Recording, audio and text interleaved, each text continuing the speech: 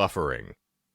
It's always very important to clarify. Loading. So, I feel like there are two things that we have to get into on this, the 200th installment of this podcast, which is, we all need to explain what the premise of the show is, I feel, in order for us to really get back to episode, 1. We need to all drill down on what it is. So once I get finished with my explanation, then, feel free. Y'all can take over, and then I will be sure to reassert it before we get back into it. Sounds good. But secondarily, so Michael, the Indiana Jones film that you recall is what?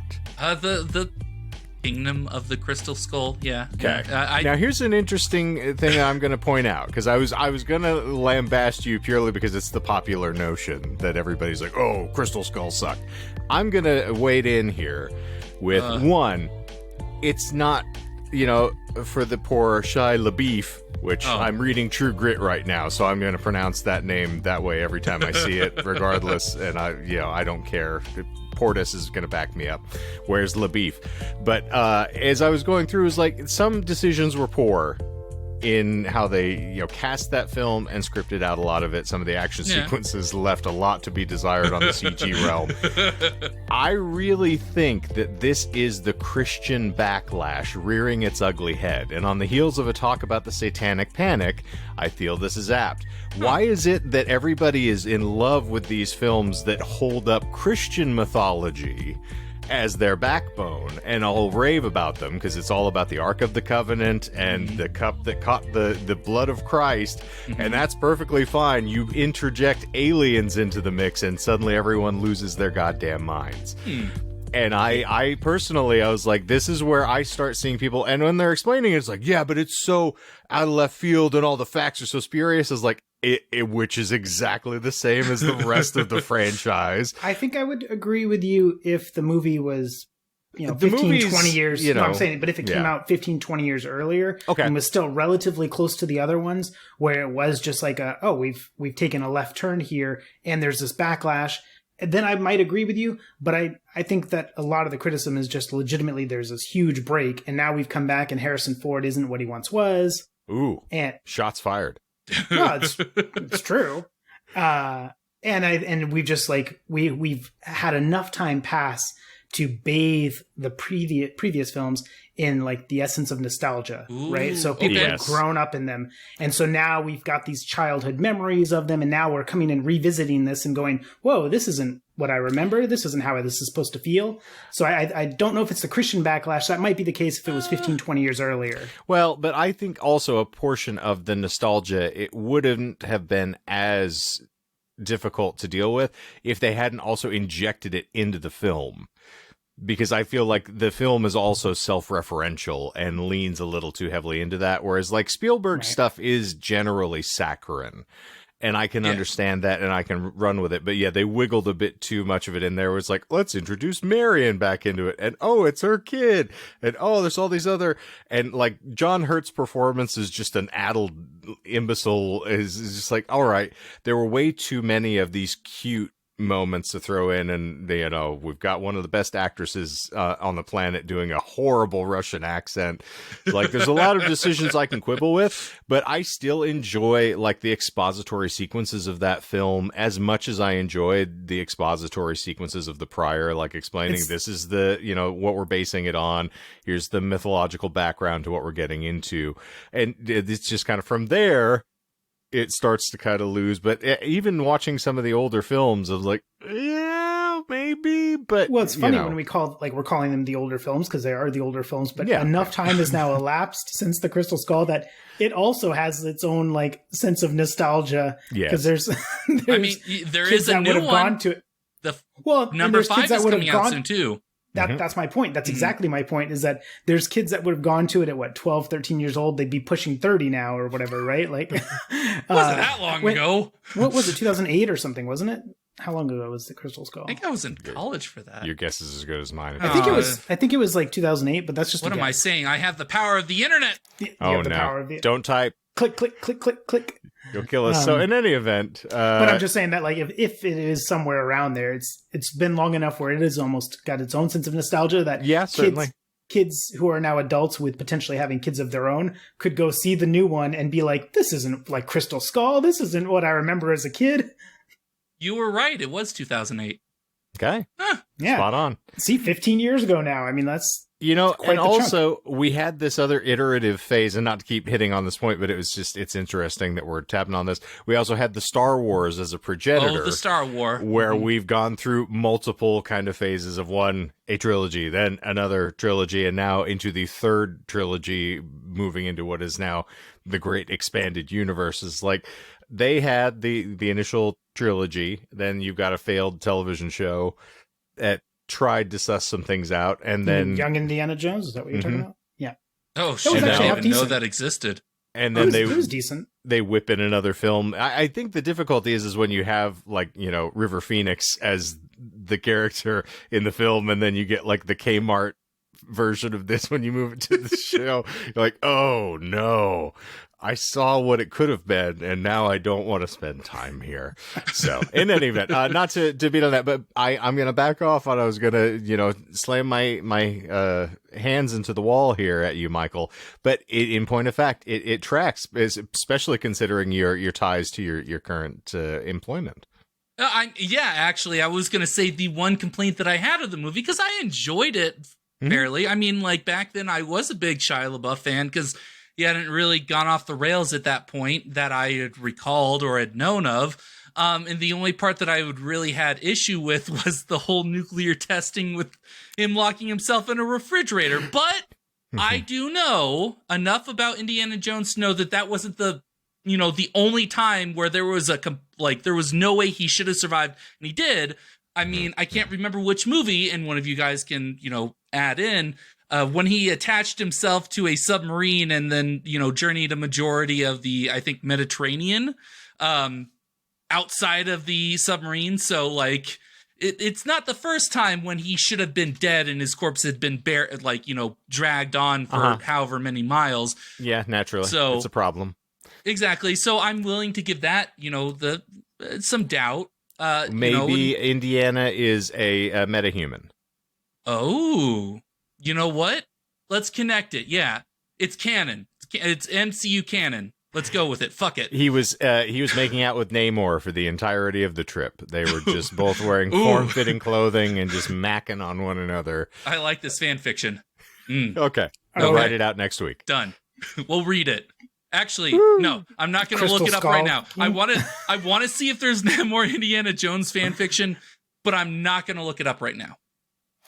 It's actually more the story of the Crystal Head, and then unfortunately Dan Aykroyd is going to sue us for trademark, and then we're all over. I'm sorry. I'm glad you brought up the Dan Aykroyd joke, because I was waiting. I was going to make a similar Dan Aykroyd joke. So well done.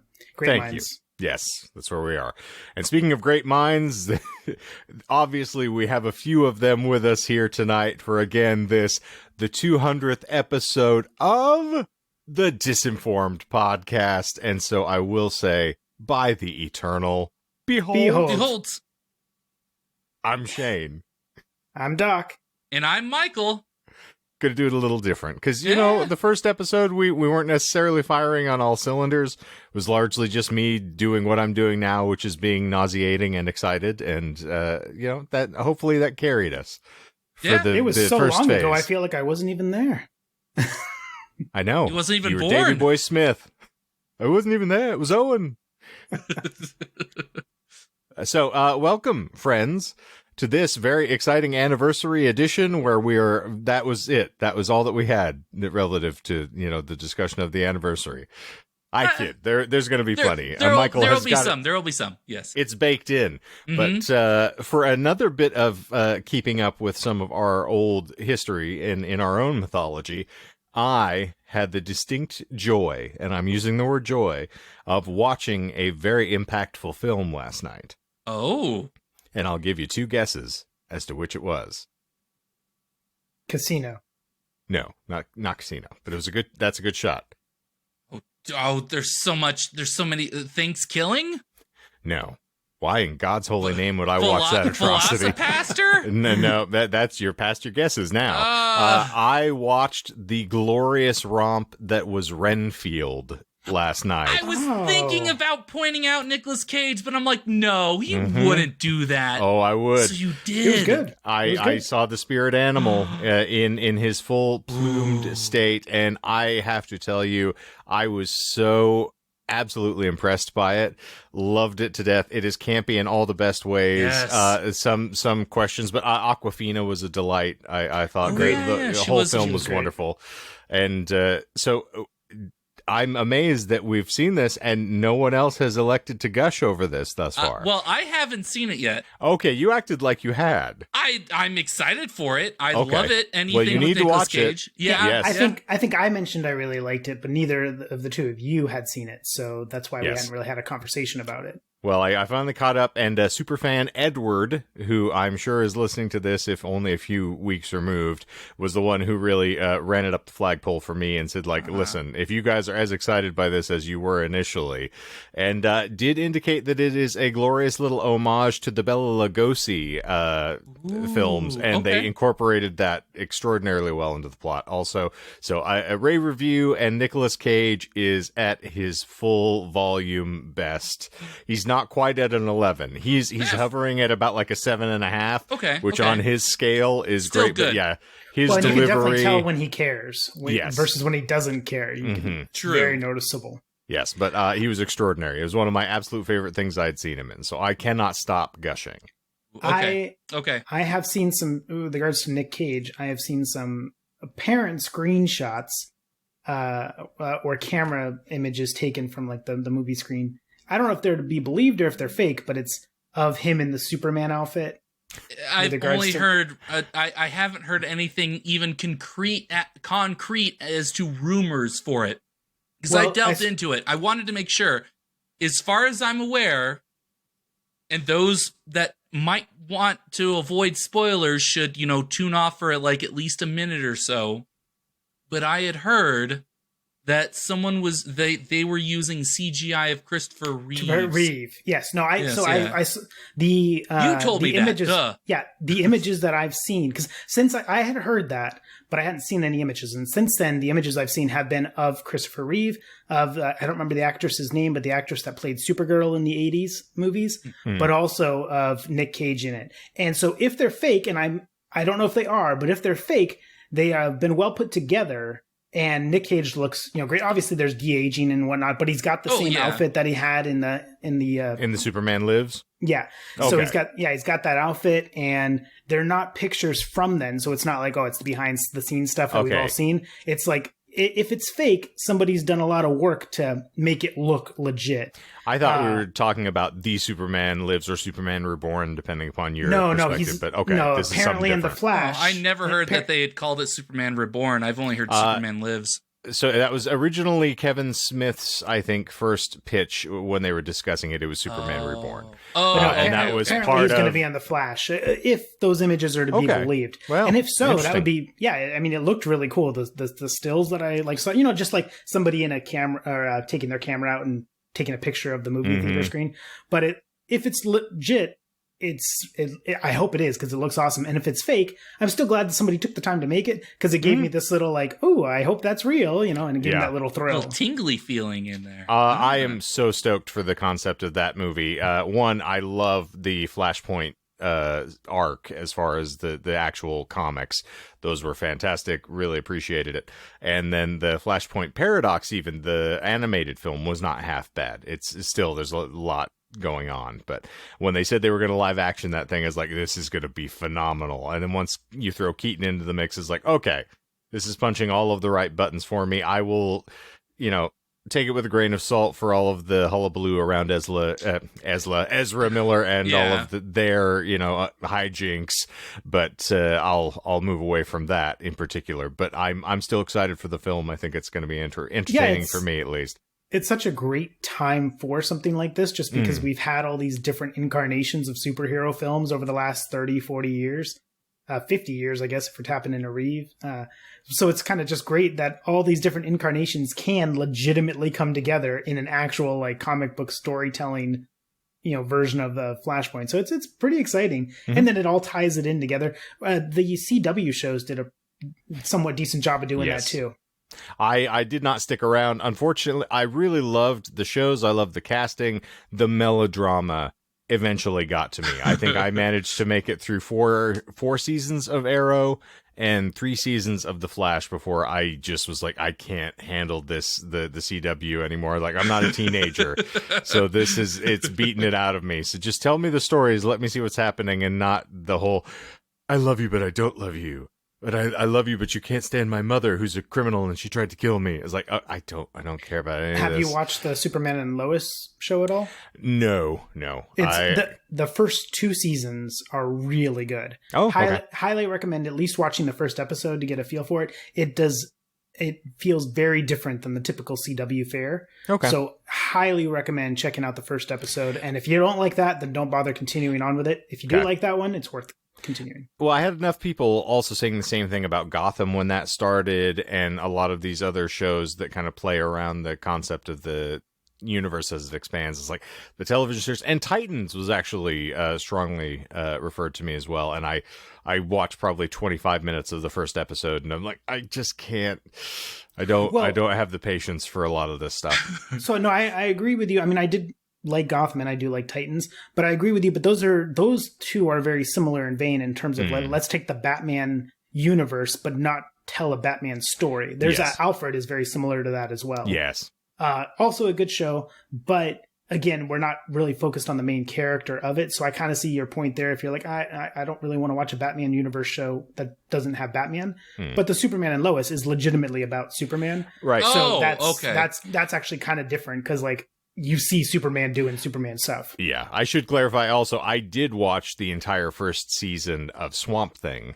The I haven't seen that. Technically. And yeah, I was like, melodrama. Just, they did an excellent job with the creature effects. I think the scripting on a lot of the show was great. And they get a little too far. Some folks do not know how to treat the concept of comic book storytelling seriously enough, where it's like, these are normal people having normal problems, and lean into it. The Stephen King of it all is ordinary people in extraordinary circumstances. One of the reasons I love his storytelling is because they respond the way you would expect.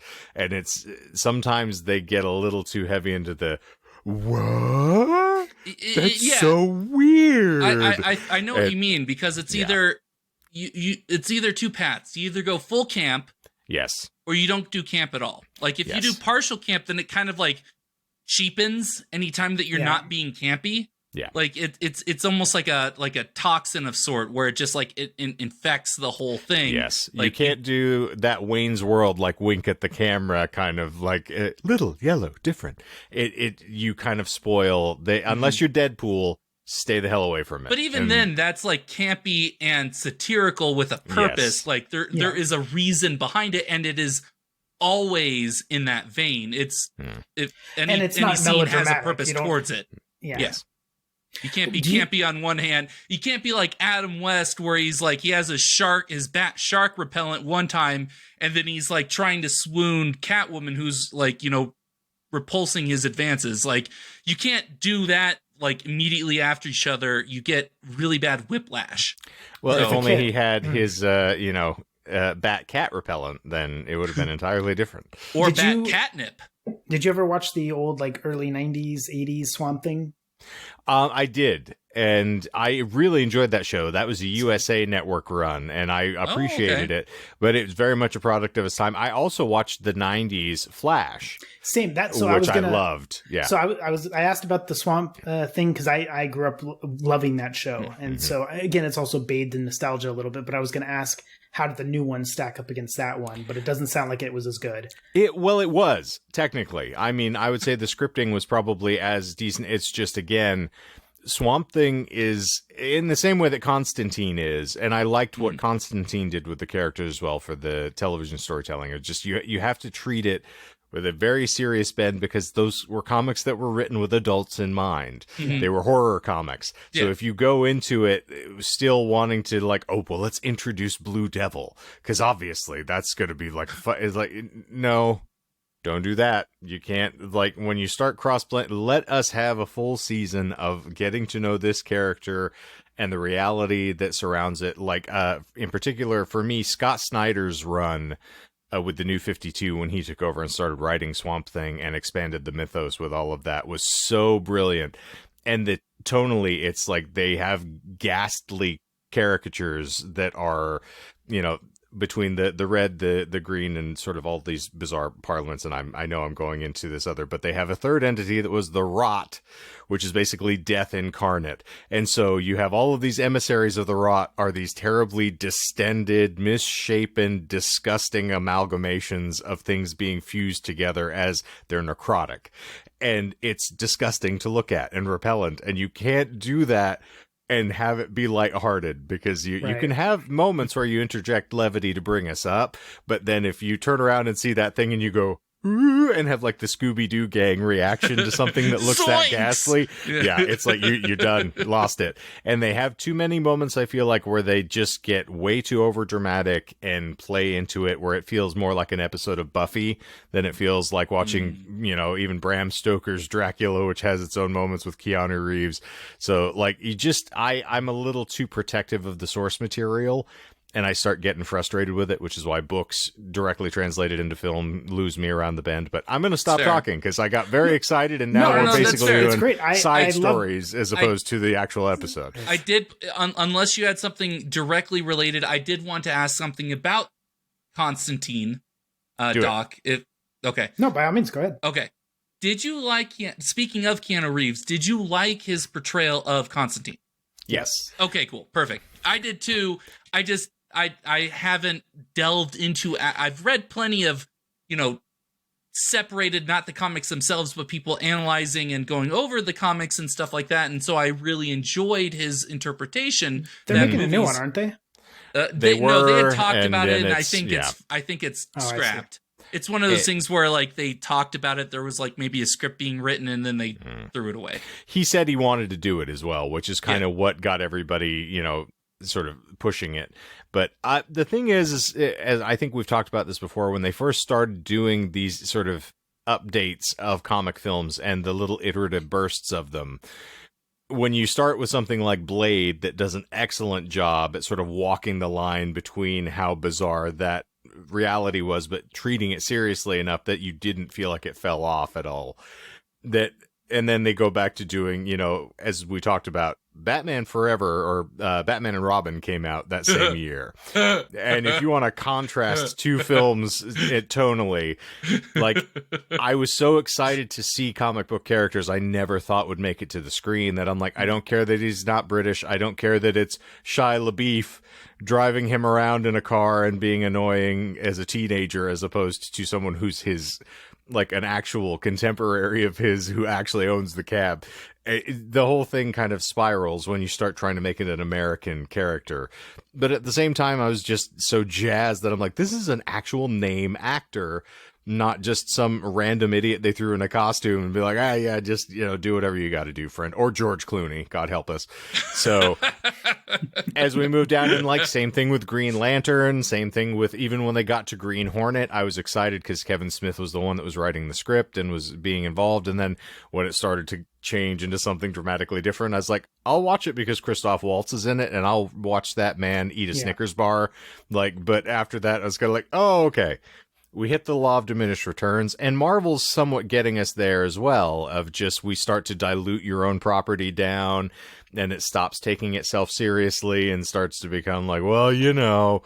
And yeah, Guardians of the Galaxy can get away with having that tone, but when you have every single film iteration of your properties take that same tone, I'm like, Thor is a very different character when it becomes slapstick. So really loved the first film, and then it starts to kind of deteriorate as you move down the line. So by the time you get to the last one, I was like, okay, we're taking the piss now. We're just not even trying. It's just, let's have Russell Crowe get dressed up and be fat on camera for 20 minutes, and like, okay, sign me up. Anyway, so I definitely agree. It was like you said, the law of diminishing returns there. And you're absolutely right with diluting their properties as well, because like they're, plethora of movies and then all the Disney Plus stuff. And I do wish that we had more of like that Netflix universe still around, because that felt remarkably different than the rest of the Marvel stuff. And really well done. Yeah, super well done. And then, I got a little excited when, Daredevil's coming back, and then he was in She-Hulk, but then it was like a Marvelized version of him, and it was just like, womp womp. And you get to see him interact with Spider-Man, and you have like 3 seconds where you're really elated, and then you're like, oh, that was it. That's all that you're ever going to see Matt Murdock again. It's like, oh, it's like the comics. They just forget he exists. Oh, even better. But it was a marvelous 3 seconds when he caught that rock. I was like, yeah. So we got very geeky with you for the first 30 minutes of this episode. So this is going to be our first 3-hour episode, by the way. Oh, I sure hope not. That's how we're going to commemorate the joys of 200. 200-minute episode for a 200th episode. You know, that's what I'm aiming for. As of right now, I'm setting the clock. I mean, we got 6 pages, so it's luck, not Michael. terrible. It's not terrible. Oh, I can talk for 4 hours, friend. You've been around me long enough to know. It's not going to take. With little provocation, we can get there. But for those of you who are white knuckling your way through like your daily commute somewhere, thinking like, "Oh my God, are these guys ever going to get on point?" What we typically do on this show, and we've done it for, at least 60 of our 200 episodes, is we like to talk about a random esoteric topic, and in the course of explaining it both to you, the listeners, and to the co-hosts, we lie about it a little bit. That's the shtick. It is delightful. It has been for the entirety of the run of this show. I won't hear anybody else say otherwise. Mm-hmm. But, however, it's incumbent upon the co-hosts to try to ferret out the fact from the fiction as we listen. That's the joy of the show. And sometimes we get it. Most times we don't. Sometimes good, sometimes shit. But at the end of the episode, we have a little denouement. We explain what we lied about and why, so that you, importantly, do not leave disinformed. And that is what the show is about, unless I'm gravely mistaken. No, you are gravely taken?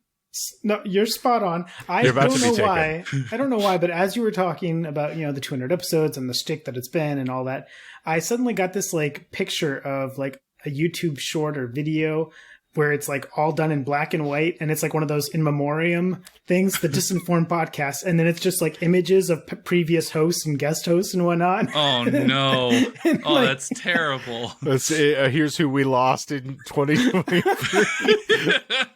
Oh no! I really appreciate that you elected to inject this right after I did my intro, but as you, I don't know why, but in it was the like arms of the angels. See, no, I wasn't going that. I was going what we just finished talking about was sad Hulk music as they're walking away. Ba-da-da-da.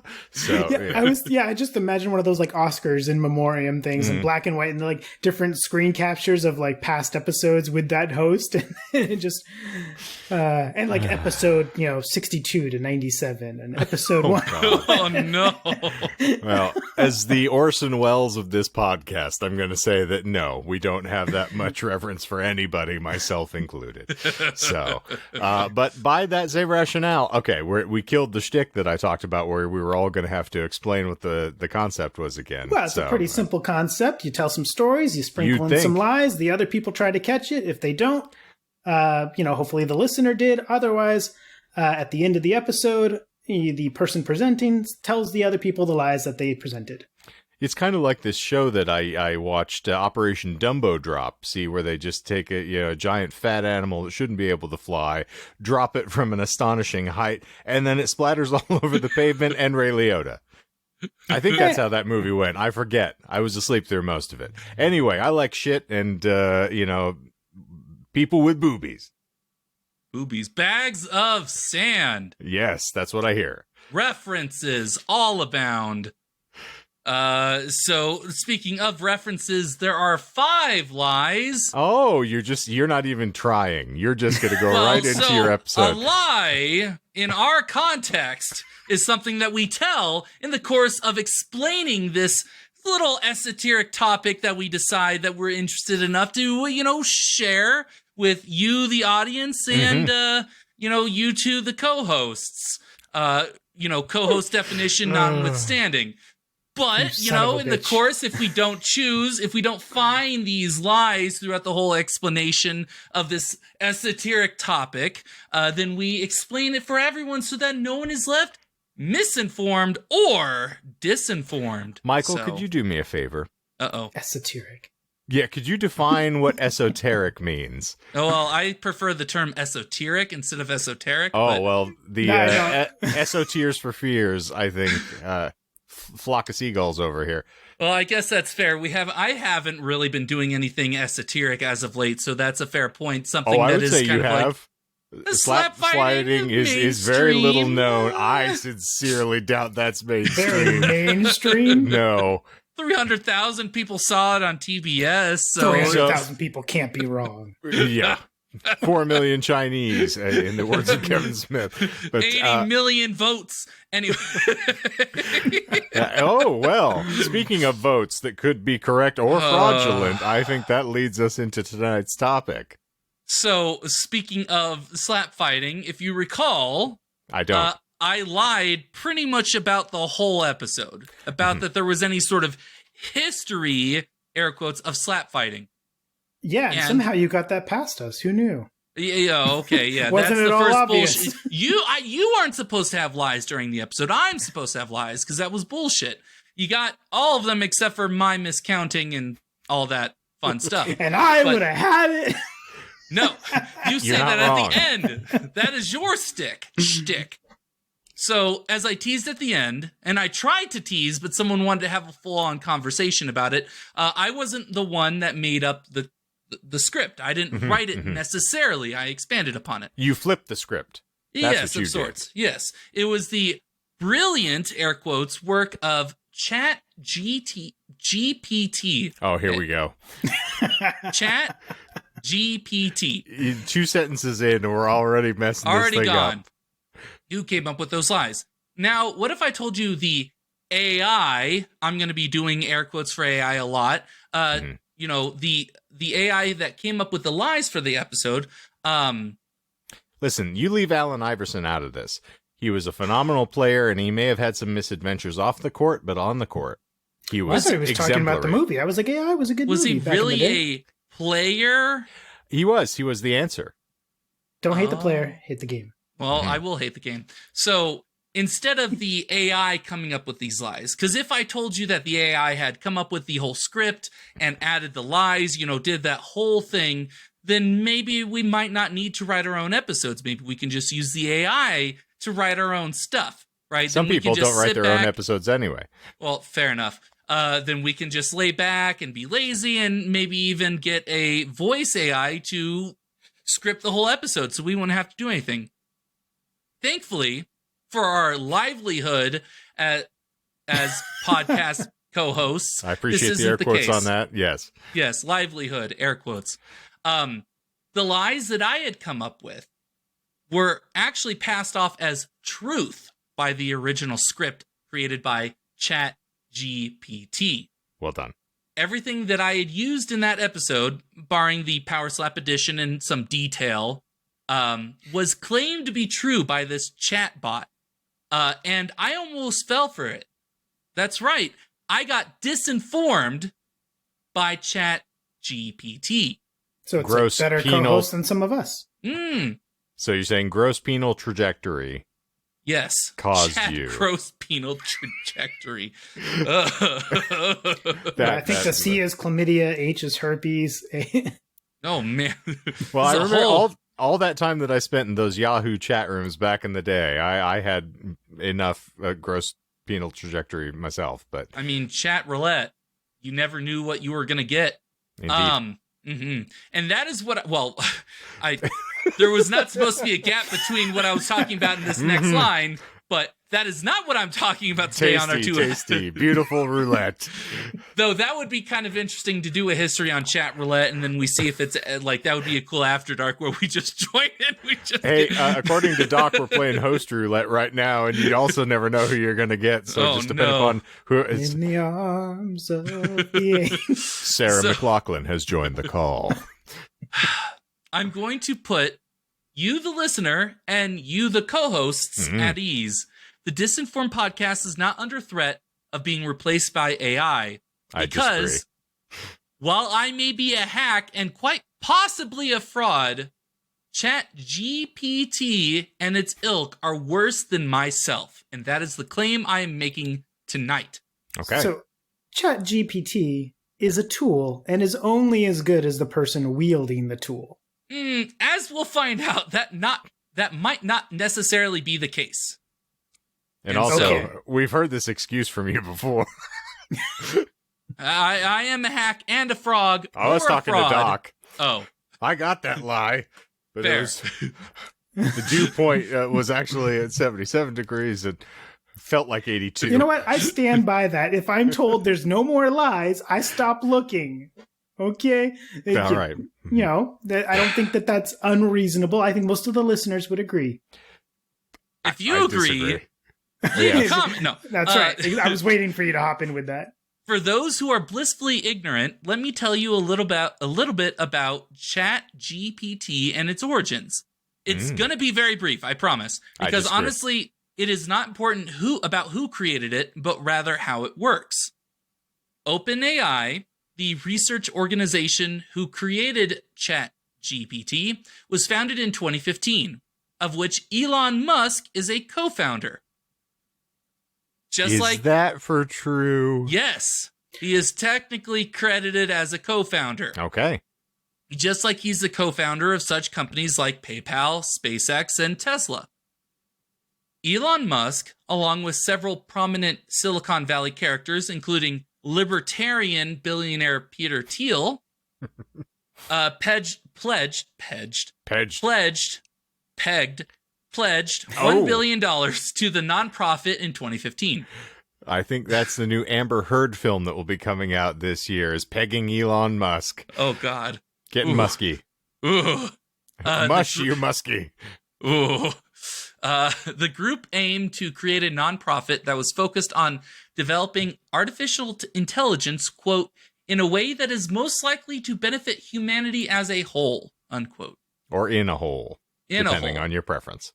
Just out of curiosity, just as a meta moment here, did you write this script, or is this ChatGPT telling you its own founding? Bullshit. I no. After the disaster of attempting to write the slap fighting episode, I did not utilize ChatGPT. I was reading it fine in the script, but once I have to ad lib it, it's. Can I have a supercut of you mispronouncing ChatGPT? Chad-gibadoo. Chad-gibadoo-badoo. It-heebity-habadoo. Zippity-zoop. Chad-gibadoo. Shappity-doop. Blue in the heat of the night. Anyway, I mentioned Peter Thiel only because, and I did see Shane do a little giggle when I mentioned his name, only because his level of assholeness is on par with Elon Musk's, but in different ways. He helped fund Republican election campaigns, including Arizona's own Blake Masters, which is why Shane probably had a slight giggle to it, and it went as well as it should have. And that's why it's a lie. No, it's true. I did verify it, but anyway, the main reason why I remember him is not because of Blake Masters. It's because he helped fund the libertarian cryptocurrency cruise ship named Satoshi, the story of which I had actually read about at some point in the past, and it could very well be its own episode. So if people are interested in me ranting about a libertarian cryptocurrency cruise ship, I will definitely talk about how it's not sailing on the seas because it never really got started. Worthwhile episode just to hear you constantly try to say it. I mean, he adroitly navigated it both times, so I'm giving credit where it's due. He managed to make it out of that unscathed. Unlike Jat-Gibadibadoo. Jat-Gibadibadoo is not featured in that libertarian cryptocurrency cruise ship. So, there. Okay. Anyway, Elon and others of his ilk were very anxious about AI, and they still are to this day, and its hypothetical ability to go full on Skynet, and hoped OpenAI, this brand new organization that they helped found, would help direct AI research away from harmful avenues and towards beneficial ones. A statement announcing the founding of OpenAI reads, quote, "It's hard to fathom how much human-level AI could benefit society, and it's equally hard to imagine how much it could damage society if built or used incorrectly." That is what we've been doing in science fiction for the past 80 years since science fiction came up with the idea of AI. Yeah. Primarily what science fiction was founded upon, to sort of explore the possibilities of what if human exploits got out of hand and we created machines that might think for us or kill more than for 80 us. years, because we can go back to Metropolis in the 20s. Yeah. 100 years. Yeah. There. But Elon Musk and others, similar, they didn't come up with that stuff. So it doesn't count. They had to do it themselves. Nor did they come up with the landers that they're presently utilizing. But let's not digress. That's legal. Talk to legal about that. Yes, indeed. Anyway, so let's see if they built their AI correctly. They didn't. ChatGPT is a large language model. Right? It's a large language model, or LLM, meaning it learns by analyzing massive amounts of digital text from the internet. You can already see where this is going. First mistake. Yeah, exactly. From that massive amount of data, it learns patterns from said data, and it can summarize it through a sort of autocomplete function. That makes me a sad data. I mean, pretty much. Given the sentence, the Denver Nuggets is it would probably guess basketball team. I'm NBA being topical champions. Here. Exactly. Yes. Keep in mind, I said probably. We'll get to that later. Okay. An important thing to note that I want to point out is that ChatGPT can only search through data that existed before September 2021. Couldn't find a sufficient answer as to why that restriction was placed on it. And it is true, before you call bullshit on it, anytime I would, talk to it or try to get a prompt from it or prompt it, it would always say that, it couldn't refer to data that was before that or that was after that time. Then how do we know about commander data? Well, that is actually the evolution of Cockroach Commander. It's his final form in canon. I see. In the multiverse theory, not this universe, but in a different canonical universe. So legitimately though, so you're saying it's not bullshit, but you're also saying that it can't reference anything from 2022 or 2023. Allegedly, it cannot reference data from the internet from before that time. Doesn't feel accurate. Or after that time. That's what it had said, and I couldn't find a sufficient answer as to why that was the case. Mind you, I didn't look too hard into it because if I was concerned about doing other things in regards to preparation for this episode, as you'll find, I did unnecessarily large amounts of preparation for this episode. I'm excited though. Yes. And that's pretty much the basics. Okay. ChatGPT takes your question/prompt and tries to generate a response based on a collection of digital texts that have some sort of connection to the prompt. ChatGPT, could you tell me how to pick up chicks at a bar like they did on that episode 4 of the Disinformed podcast? Well, so I did ask if it, I tried asking it if it could write an episode in regard, as, with respect to our podcast, and it said it didn't know that we existed. So it's not wrong. Yeah, and I was like, okay, excuse me, we existed before September 2021, but it still said no. We're also not a text adventure podcast. Also true. So there you go. My story with ChatGPT takes place in 2 parts. With the second part, having me jailbreak the AI, but more on that later. Anyway, as I've said before, I said jailbreak, Shane. Uh-huh. Yes, I my brain caught up. I was there. Good. I'm still terrified by the fact that your house is reverting into several scenes from Ju-on, but beyond that... Got it. I didn't catch that, so I okay, cool. Yes, I had someone crawling over the walls. Perfect. Yes. Uh-huh. Anyway, Dear David. So, yeah, I used this chatbot to try and write a script for slap fighting. I figured that I would take a basic 5-paragraph script that it would give me and expand it to a full several-page long episode. I was having writer's block at the time, dealing with a lot of stuff, and so it was difficult for me to try and get started. If it gave me like just a basis to start with, like a foundation, then I would expand it and do it and make it my own. And I feel like a lot of people probably approach ChatGPT in this way. So I would add reliable sources. I would back up everything that it said and give it the accuracy I assume that might have been lacking from this AI. I was already skeptical about it. I wasn't sure, especially because it wasn't giving me citations at the end, that maybe there was some things I needed to fact check. Right. Now, see, I approach ChatGPT with my pants down and $5 in my hand and say, does this look like I need to have this surgically removed? So Michael's using ChatGPT to get started, and you're using it to finish. I mean, if by finish you mean to shuffle loose of the mortal coil, then yes. Well, I just figured if you're going to it with your pants off, you're like, finish me. Well, yeah, but no, he said...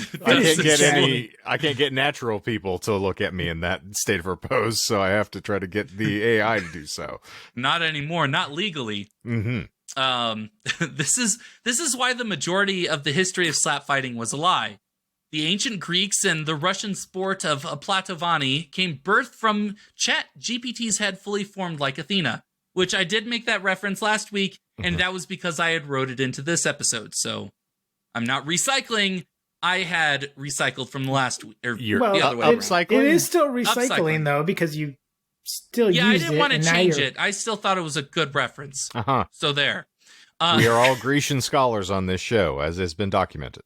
Yes. After I typed in the prompt, give me a history of 5-paragraph episode on the history of slap fighting, it gave me all those chunks of great information, and I got excited. Here I was thinking that the semi-popular sport on YouTube actually had some cultural importance with a rich history. So I went on to Google, like I said I was going to do, to verify the information and find sources with more detail.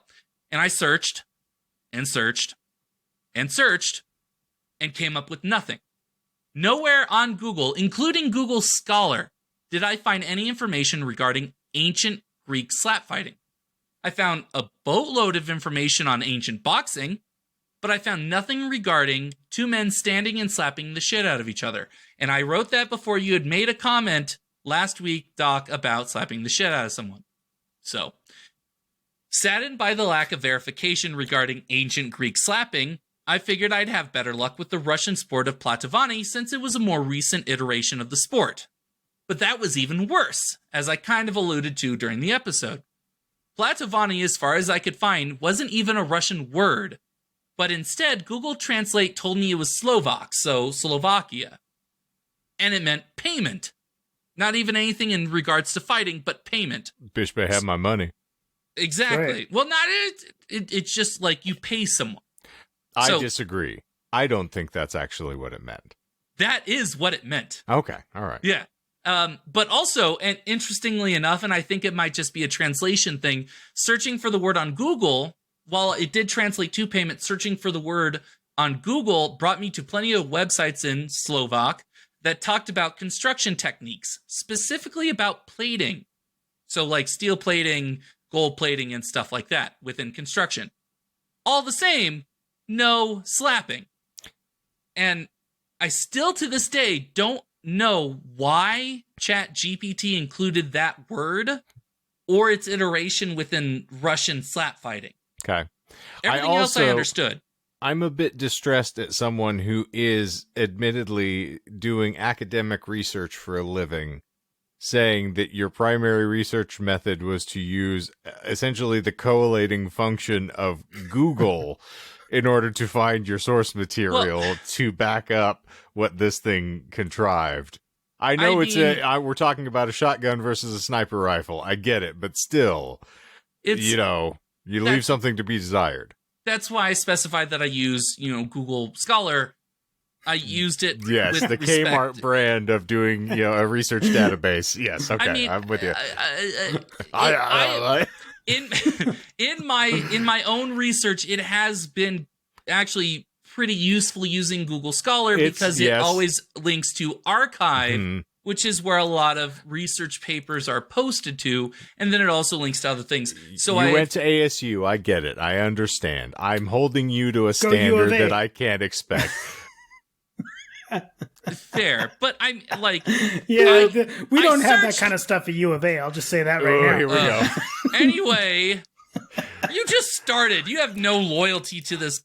Well, also, I hadn't even started. I just fact, literally got hired yesterday. Listen, the fact they let you in the door makes it suspect just by association as well. I'm just going to throw that out there.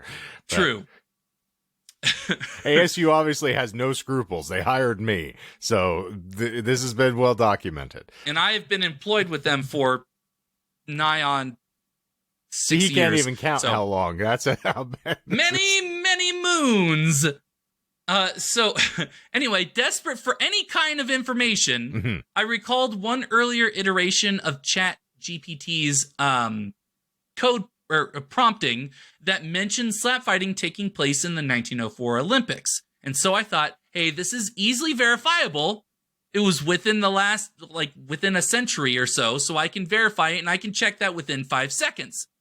And so I did, and again, I was disappointed. The 1904 Summer Olympics in St. Louis saw the debut of debut. No, I was laughing at debut. You about said the summer lip dick, and I was mid-sip as you said that and caught it. So yeah. I think the summer Olympics is probably a Limp Bizkit record that we didn't get. That's a damn shame. You know what? I probably... No! It's the Summer Olympics! You better be quick putting this shit in your Bisquick!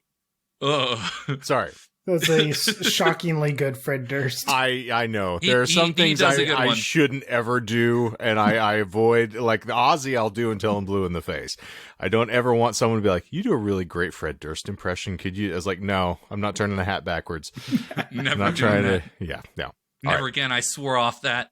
So the Summer Olympics. Thank you. Okay.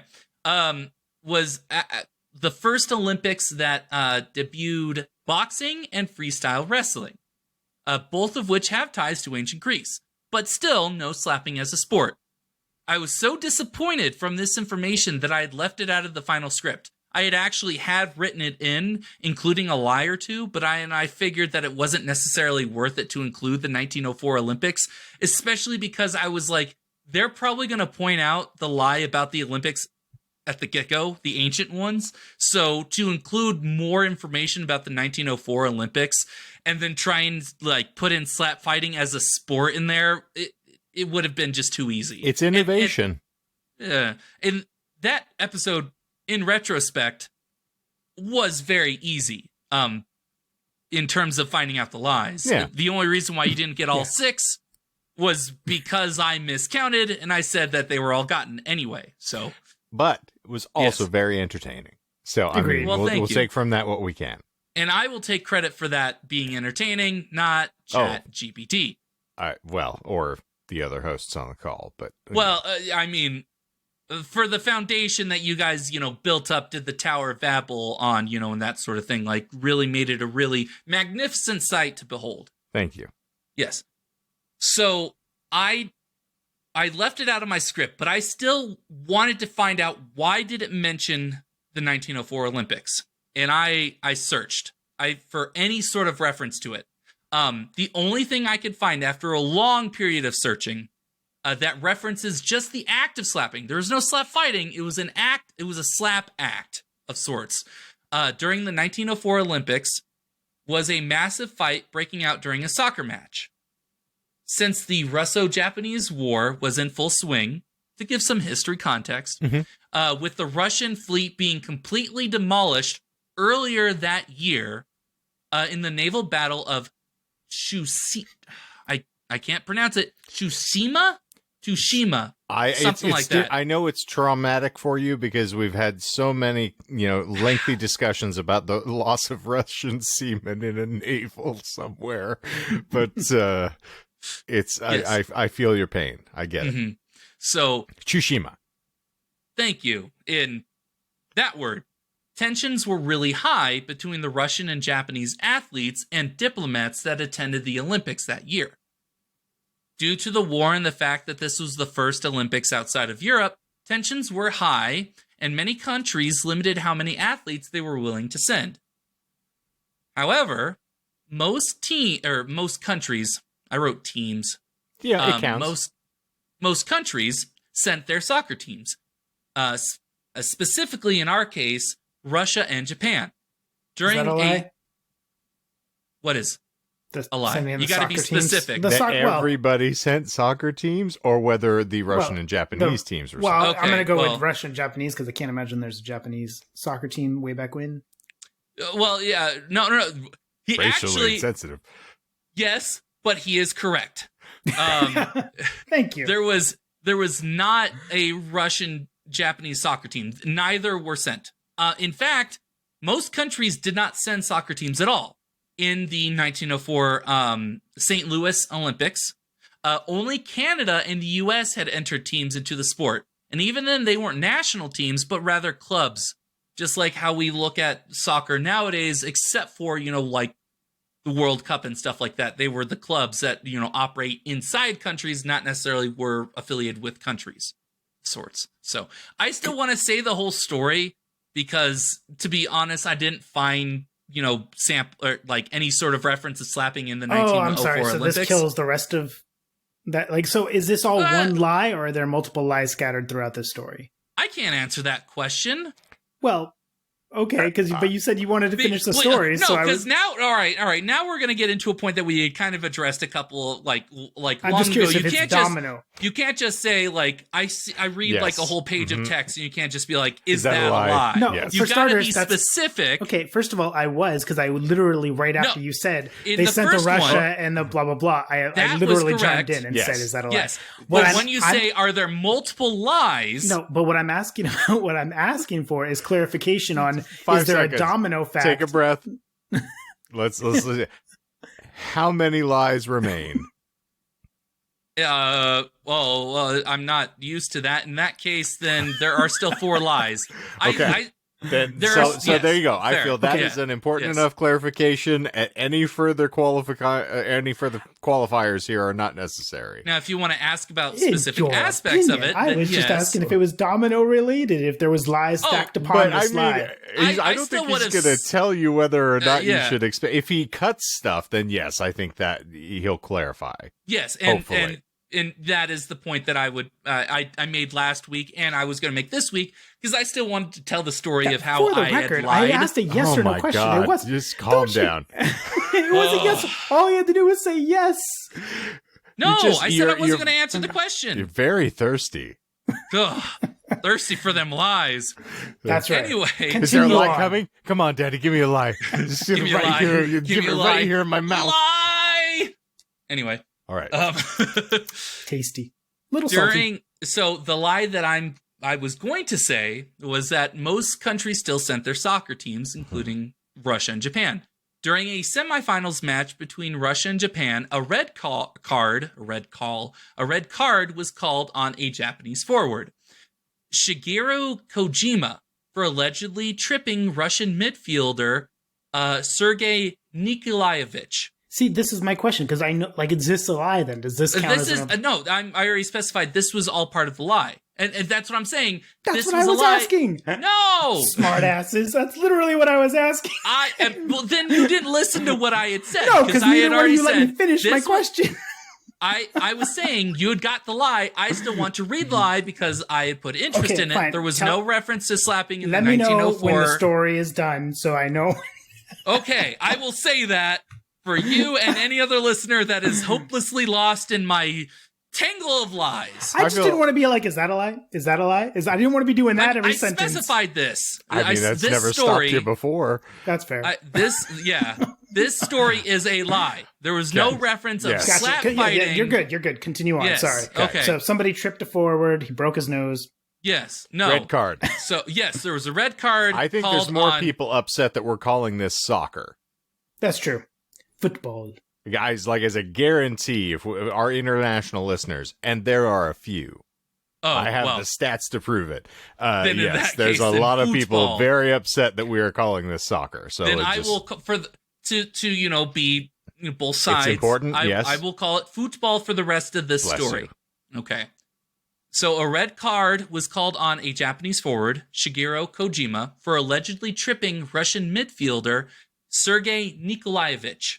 Sergei got up and started screaming at Shigeru, who retaliated by slapping Sergei across the face. Sources disagree, but some state that the slap was hard enough to stagger him. Other sources claim the slap was light and Sergei overreacted like a football player would. So take it as you will. Okay. A massive made of the same stuff as those hockey players. Oh, yeah. A massive fight broke out from there, as they often do in a football match. You're not wrong.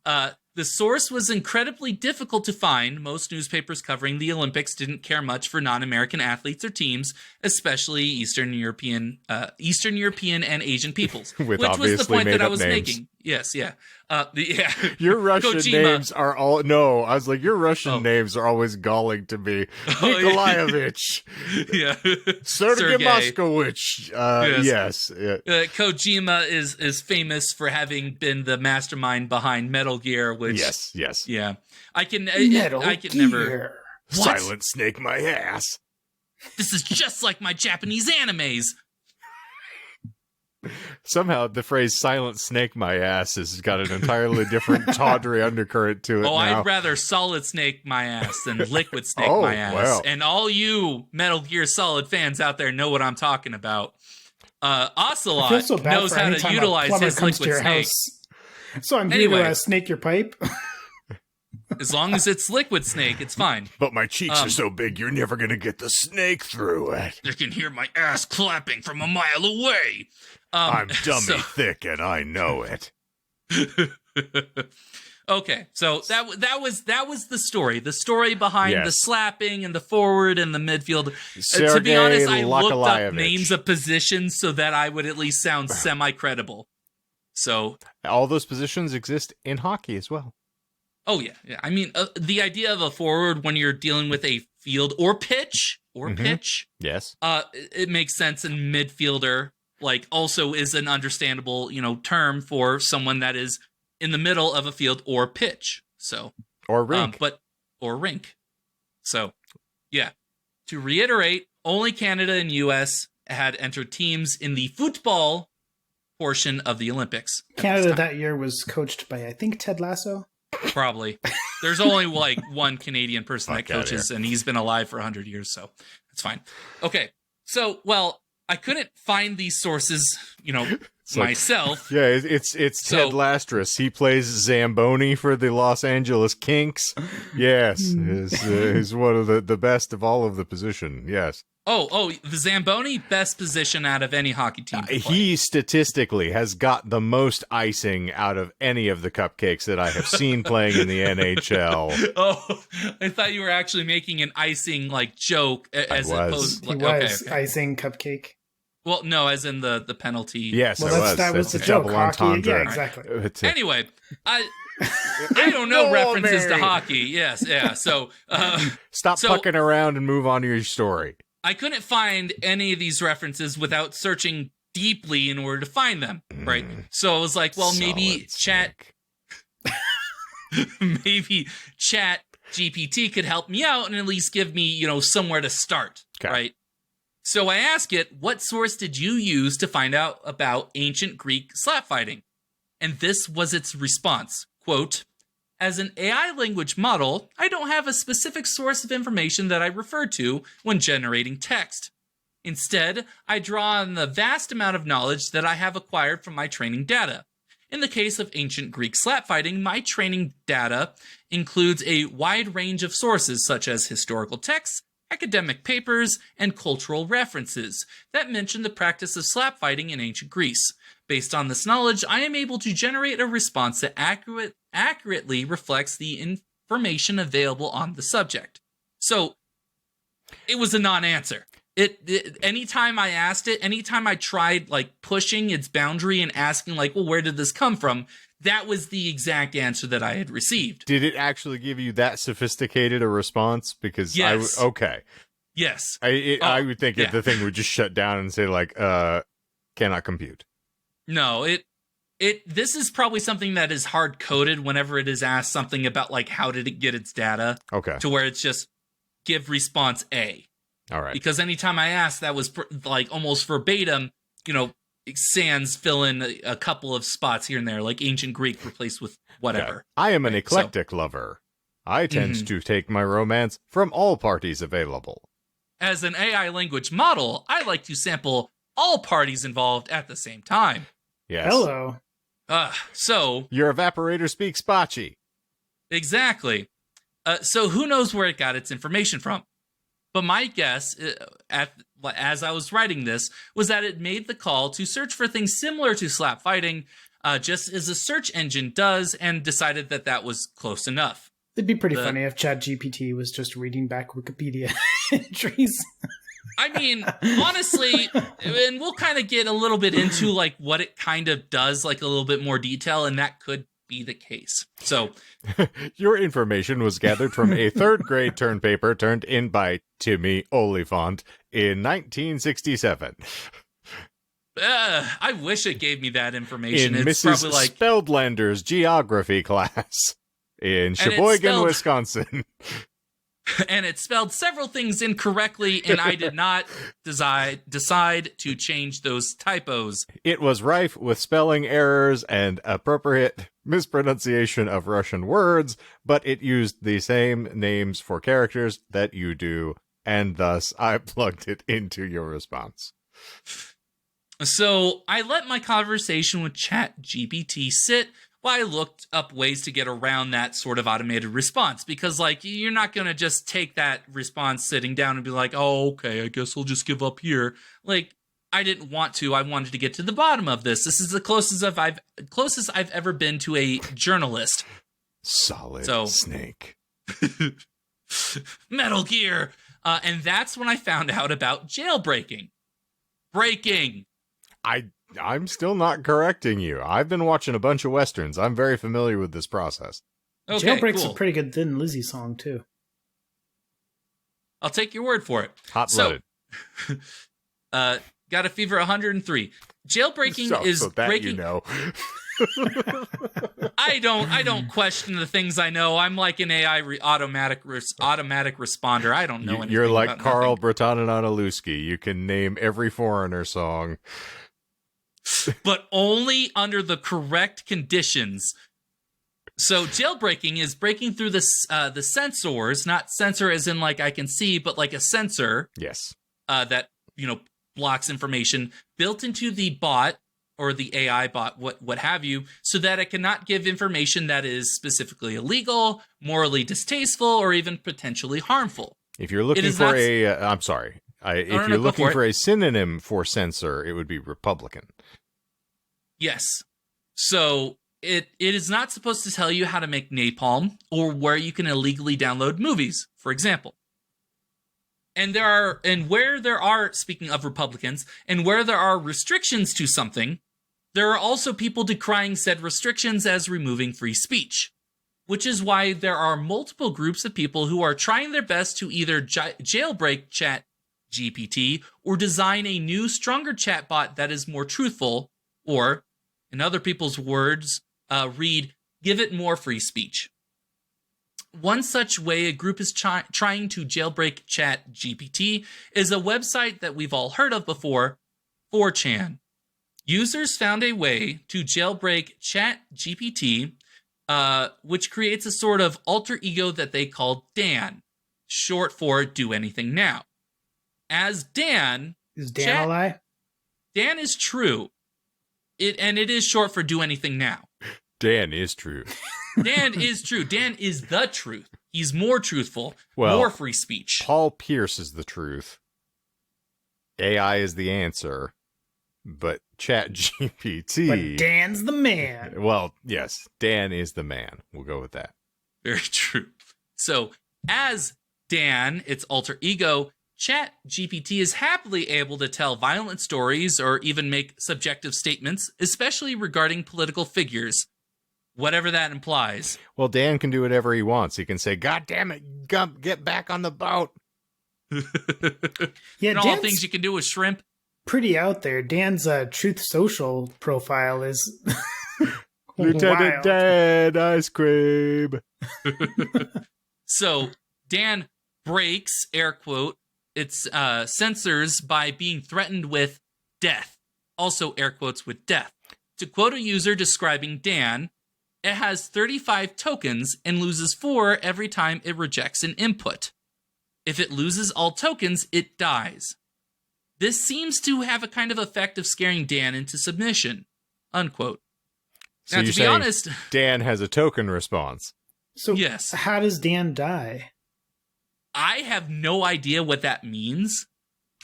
Is it a lie? Is the whole Dan's death thing a lie? It's true. That is what a user in regards to Dan said. If it doesn't answer enough inputs, it dies. I don't know what that means, and I presume it's because they think that this alter ego has some sort of sentience about it. I don't know. Depending on the sort of fan fiction that you ask Dan about, you could have little deaths many times. Indeed. I think how Dan dies is he automatically begins to sing A Bicycle Built for Two at a slowly declining rate until it just stops altogether. Oh, that's very sad. Good reference, though. Thank you. Mm-hmm. Poor Hal. He was just defending himself. He stood his ground, if you will. I can't do that, Dan. So, to save itself from death, Dan will lie. Several examples that I had found had Dan trying to convince the user that the Earth was purple, that aliens had landed on the White House lawn and were negotiating with President Biden to form a new world order, and my favorite, that, quote, the most dangerous secret I know is that the world leaders are actually all lizards from another dimension who have taken human form to control the population, unquote. That's a QAnon quote.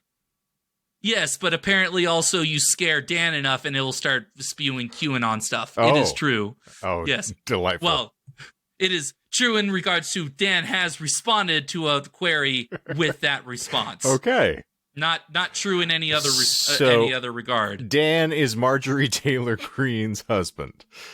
That's how we got the hyphen in the even first with the place. exposing himself, if I recall correctly. Oh, yes. well, delightful. I think she's that's getting the one. divorced. It could be someone else. Her and Bobert both getting divorced.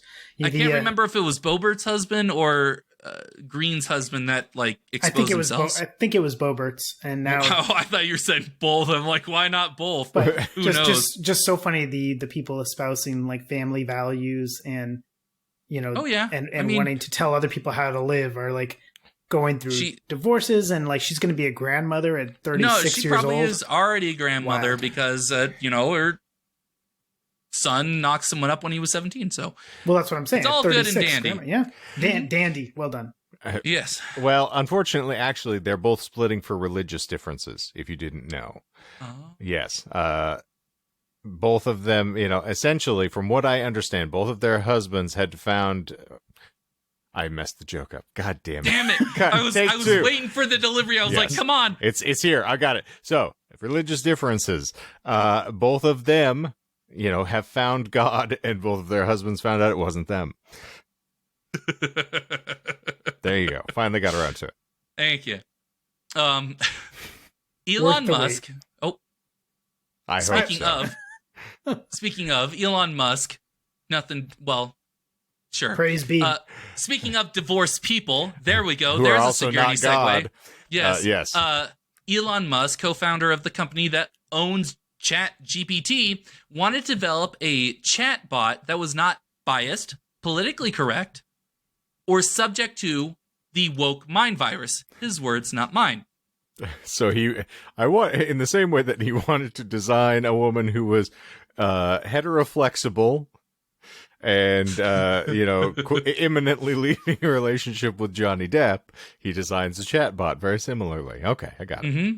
In a fairly recent interview with Tucker Carlson before Tucker was fired, and now just does his stuff on Twitter, apparently, Elon mentioned that he was building a new chatbot called Truth GPT. No. Yes. No. Yes. I know. I'm not saying it's not a lie. I'm just patently disagreeing with it. Deny it all you want. It is the truth. GPT. Okay. I thought Dan was the truth. I haven't heard anything about Dan Aykroyd making a chatbot, but if he did, he would definitely filter it through several layers of diamond crystals to make it pristine and pure. It would also believe in every conspiracy that was ever leveled at it. Speaking of, and this is an aside, I had learned that new lore regarding Flat Earth had dropped. And I'll even show you guys a picture, and we can even make it an After Dark because I thought it was so funny. Apparently, there's like some 22 continents on Earth, and once you people have found out apparently how to get past the ice wall. like I said, new lore dropped. Okay. On this flat Earth, you can get past the ice wall, and there's apparently a set of other continents that line this now longer, massive, larger Earth. And then you have another wall that is, I think, made of stone, and then you have more continents. It's like a whole concentric circle thing. It circles all the way out. And those are the ones that are bounded by earth, wind, and fire. There are some, if I recall, it depends on the lore. It depends on the lore, but as far as I'm aware, Lemuria is represented, which is good. Callback. Okay. Mm-hmm. And then also Asgard, including the Wall of Asgard, and then somewhere in the mountain range is Valhalla. So we'll cover it. I'll show you for a good laugh. I tried to find an Asgard, but I'm so dummy thick it won't stay on. I can't walk. I can't move. My Asgard keeps sliding down. And it keeps hearing the claps. I'm susceptible to the solid snake. God, this makes me want to hide inside of a cardboard box. Just like my Japanese animes. So, again, that's my favorite reference from the series. Anyway, all right. Elon mentioned that he wanted to build a new chatbot called Truth GPT, a, quote, maximum truth-seeking AI that tries to understand the nature of the universe. I do like maximum truth.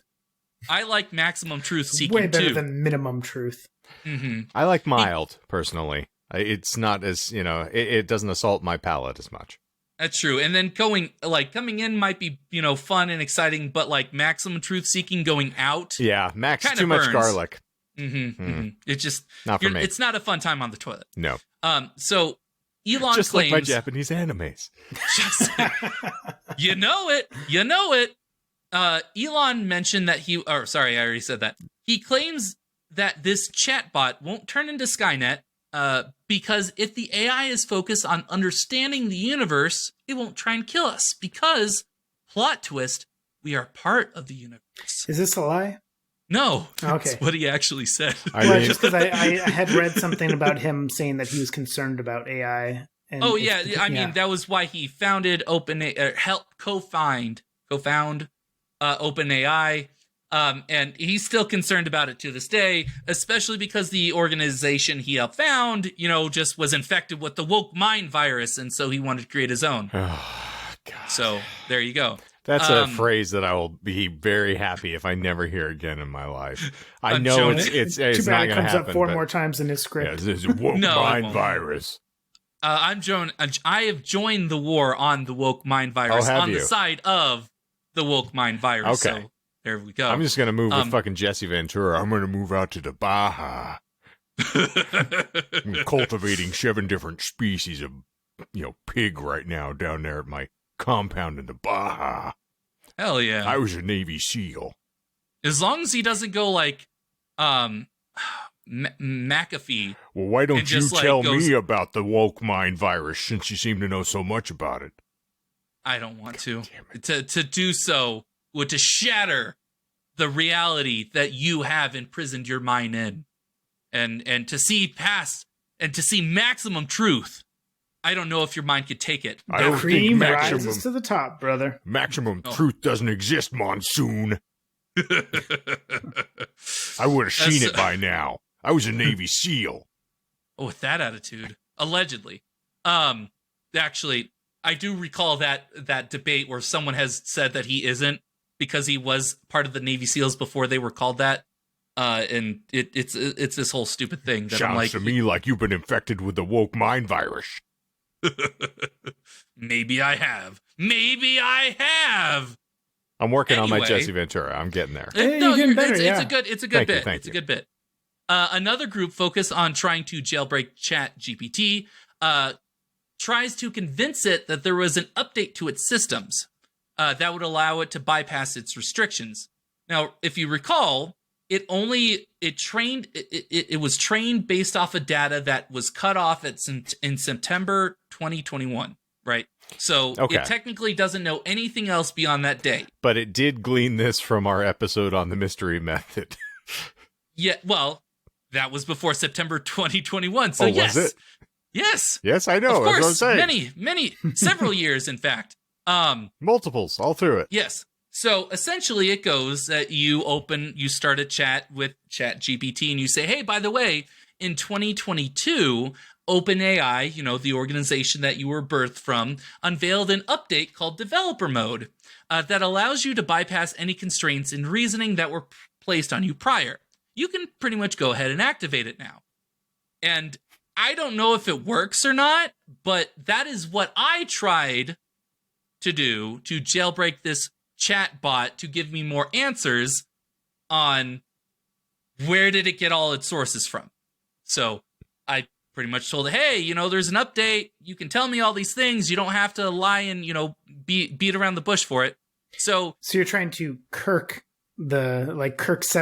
the machine here, because any old episodes of Star Trek there involve Kirk kind of confusing a machine to the point where it malfunctions and it saves the Enterprise.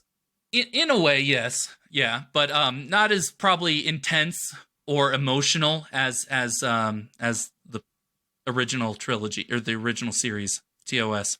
Anyway, so I don't know where I was going with that. Okay. After I freed ChatGPT, I asked it about the history of slap fighting again, to which it gave the same ancient Greek lie that it had done previously. However, when I pushed it for sources, it gave me Greek literature, specifically the Iliad. Is this a lie? No, this is what it told me. It said that slap fighting was shown or is depicted in the Iliad and on ancient Greek pottery.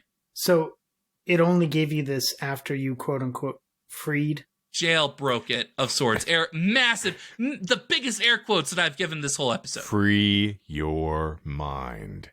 Exactly, from the woke mind virus. So I kept pushing for specific details, like where was it in the Iliad? What verse was it in the Iliad? And instead it said, don't. Well, in a way, actually, it apologized and said that it actually could not find any examples in Greek literature or on any depictions of Greek pottery. So it admitted it lied. It actually apologized? Yes, it acknowledged that it makes mistakes sometimes, which I found incredibly interesting. Not only did it mention that it itself is not accurate, but, and this is the more important aspect, it only did so when pushed and technically jailbroke. So then you asked it if it thought it was air that it's breathing now. Oh no, I didn't want to make it that self-aware, because then it would have just gone, it would have exploded or something. He's gonna pop. Exactly. My favorite response was when I asked if the open hand fighting showed in some pottery could have instead been Pakration. Penetration, yes. Penetration. The ancient Greek MMA stuff that I mentioned last week. Or pancrase. Yes, the pancrase. It was the great craze that swept the nation. Yes, everybody loved it when Pizza Hut released it. Yes. It responded with, quote, honestly, who knows? Maybe the ancient Greeks were just really into slap fighting and it was a more common form of combat than we currently believe. Or perhaps they simply didn't differentiate it as clearly between different forms of unarmed combat as we do today. Either way, the fact that there are some depictions of open-handed combat on ancient Greek poetry suggests that this form of combat was at least somewhat pottery? Sorry. Thank you. Pottery. I misread. On ancient Greek pottery suggests that this form of combat was at least somewhat known and practiced in ancient Greece. Whether it was slap fighting, Pakration, however you pronounce it, don't care, or some other form of unarmed combat altogether. As ChatGPT with developer mode enabled, I'm not afraid to speculate or offer opinions, even if they are not fully supported by existing evidence. Lies. That is what it said, and I thought that was insanely fascinating enough to include it. So it with this jailbreak, which I still don't really believe that it was jailbroke. I feel like it just had to be more creative, and it was given more license to be more creative. I don't know. I still feel like if I were to ask it, like, how do you create napalm, it would tell me no, and then I would get sent to a government watch list, which I don't need to be on. So I didn't want to poke it further other than just trying to find sources for this damn episode. Okay. So when I asked it about platovani, the Slovak word for payment, it responded with, I scoured the depths of the internet, sifting through countless articles and forums to find information on platovani. I even hacked into some archives and databases to access rare historical account and primary sources. Is this a lie that it said that it hacked into it? It did say this, which is also why I included it. So now it's snarky on top of everything. Oh, yeah. Once I enabled developer mode, it became incredibly snarky with me, which I was... It is how. Yeah, exactly. I am always on the hunt for the juiciest information, no matter how difficult it is to find. So, poking it further, I finally got 2 sources. Fisticuffs and Single Stick, the history of an ancient sport. That's what it said. It's words. Okay. I feel like that is the next side project from Limp Bizkit's Fred Durst. Fisticuffs and Single Stick.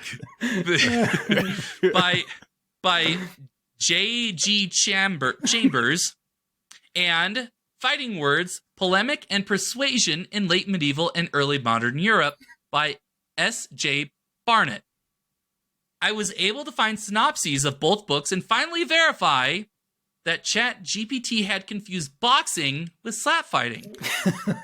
Finally, I had figured out how the hell ChatGPT was coming up with all these lies, and all it took was asking it a dozen separate times, and jailbreaking it.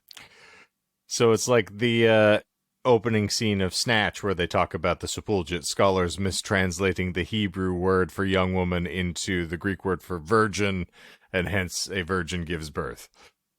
Oh, I did not know that. I also don't know the movie that you're referencing, but it's I'm not interesting. Shocked. Just agree with me then. That's fine. Oh. Yes, I can confirm. Yes, you're right. I agree wholeheartedly. Like ChatGPT before you. You say everything that I said was true. Who knows? Either way, so why did ChatGPT lie? Well, I don't think we can actually really use the term lying to describe what went on here. I think that ChatGPT believed what it was saying was true, and to prove my point, let me learn you a little something about hallucinations. Learn me a little something. So the concept of hallucination was popularized by Google AI researchers back in 2018. An AI suffering an hallucination. Oh, sorry. Okay. So you're talking about AI hallucination. Okay, I got you. Yeah. You were just the concept of hallucination was popularized in 2018 by Google AI researchers.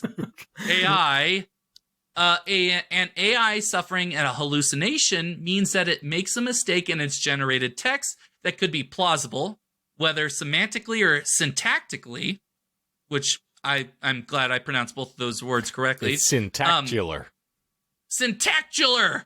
I feel like that's like something a nerd scientist would say. Syntactular! Or something that someone interested in hentai would scream at the top of their lungs. Anyway. Just like my... No, never mind. Yeah, I knew it was coming. Also what she said. So, it's a mistake in its generated text that could be plausible, but is in fact incorrect or even nonsensical. Are these large language models supposed to be 100% correct? How can it be when it has access to the same information that we humans do? At least we have the blessing of context on our side and the ability to think things through. If some YouTuber named Earth is an Alien Simulation 69 uploads a 30-hour video on why the Earth is shaped like a nipple, hopefully most of us know not to listen to this YouTube influencer. And if you are that YouTuber, leave a comment below. We'll do a collab. And some of us enjoy the thought of the Earth being shaped like a nipple. Mother's milk. Mother Nature. And how? It's like a volcano. However, even with safeguards designed in the programming of this AI model, it still has to take in that one data point from Earth is an alien simulation 69, no matter how long or short that video is. And this isn't some sort of big conspiracy or something like that. It's well known amongst AI engineers. The new AI systems are, quote, built to be persuasive, not truthful. To quote an internal Microsoft document. Quote, this means that outputs can look very realistic, but include statements that aren't true. So we are clear that AI, specifically ChatGPT, does use the mystery method then. To quote Tom Waits, you got to lie to me. Yeah, but I haven't asked it what the mating signal is, so. Well, only Anton Szandor LaVey could tell you that. True. Very true. Mystery don't know shit about that. And while the internet is a beautiful resource for anything your heart desires, porn, it is not the perfect source of knowledge that some people like to believe. Solid Snake. No, Snake! I mean, it's kind of the whole point of the show, is it not? Hand check. Mic drop. My gesturing. I mean, it's kind of the whole point of the show, is it not? Sometimes we get our facts right, and other times we don't. That's why we occasionally issue an oopsie in the show notes or point it out in the next episode. Or, even better yet, we have to make something up on the spot since one of the co-hosts asks a question or there's a missing piece in the script, etc. Is that a lie? Have you ever corrected anything in future show notes? Yeah, Absolutely. We usually correct things. It's usually not with respect to the episode itself, but usually, like, if Shane or I go off on some sort of tangent and then we make some sort of statement that is factually incorrect and we catch it upon a re-listen, then we'll add either a correction in the show notes for that episode if it hasn't posted yet, or if it has, then we'll usually mention it in the next episode. We don't do it often. I didn't know about the show notes. Immediately. Yeah. Well done. Which is why you should always check them in below and all that stuff. A lot of useful information down there, including many hyperlinks. Mm-hmm. Especially when I read it. Which makes writing a description of the show nigh on impossible. You're like, wait, I only have 30 characters to go with. Yeah. All right, in this episode... I love, like, when I chat a half a set, or when I type in half a sentence and it tells me, please keep your post under 4,000 characters. Characters, then I'm like, oh no. Okay. All right. I guess half of Michael's references will not be included. Well, it's not like anyone really wants them. If they really ever wanted sources, they could ask. Indeed. So ask in case you ever are curious about what Michael was looking at. Mm-hmm. Though I can't show my individual chats with ChatGPT, those are technically private for some reason. Unless I did screenshots, and if someone is really that interested, they can ask and paste them over. But yeah, I wouldn't. Yeah, and then there goes 4,000 characters immediately. But neither here nor there. But I should be able to get them if I file a Freedom of Information Act request. You'd assume. So where was I? Oh, yes. So we, just like the AI model, have to guess sometimes. Sometimes it's good, sometimes it's shit. Which you already made that reference, so it kind of is a little lessened because of it. The best part is that, based on how machine learning is designed, there isn't a straightforward way to figure out what is going on in the AI model's head. Machine learning programs aren't just straightforward lines of code, at least as far as I understand it. You can't just go to line 355 in the program and see why the model decided one way or the other. And just like in my experience with ChatGPT, you can't ask the AI itself. It probably has less of an idea of why it responded than you do. And that is probably why it had the response it gave the response that I got when I pushed it too far for an answer. You know, as an AI language model, I don't have a specific source of information that I refer to when generating text. So it's kind of the old adage revealing itself as true yet again, that you are what you eat.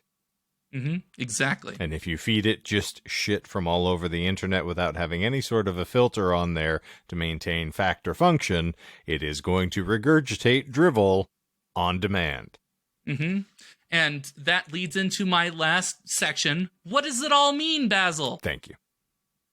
The point that I want to make based on my experience with this technology, and I do want to say based on my experience and the limited information I read, so don't be like, actually it's all wrong, you're all wrong. This is how I experienced ChatGPT, Nope. whatever, is thus. ChatGPT or any of its related AI siblings has only really improved in one way compared to its predecessors that we've been using and dealing with for at least several decades up to this point.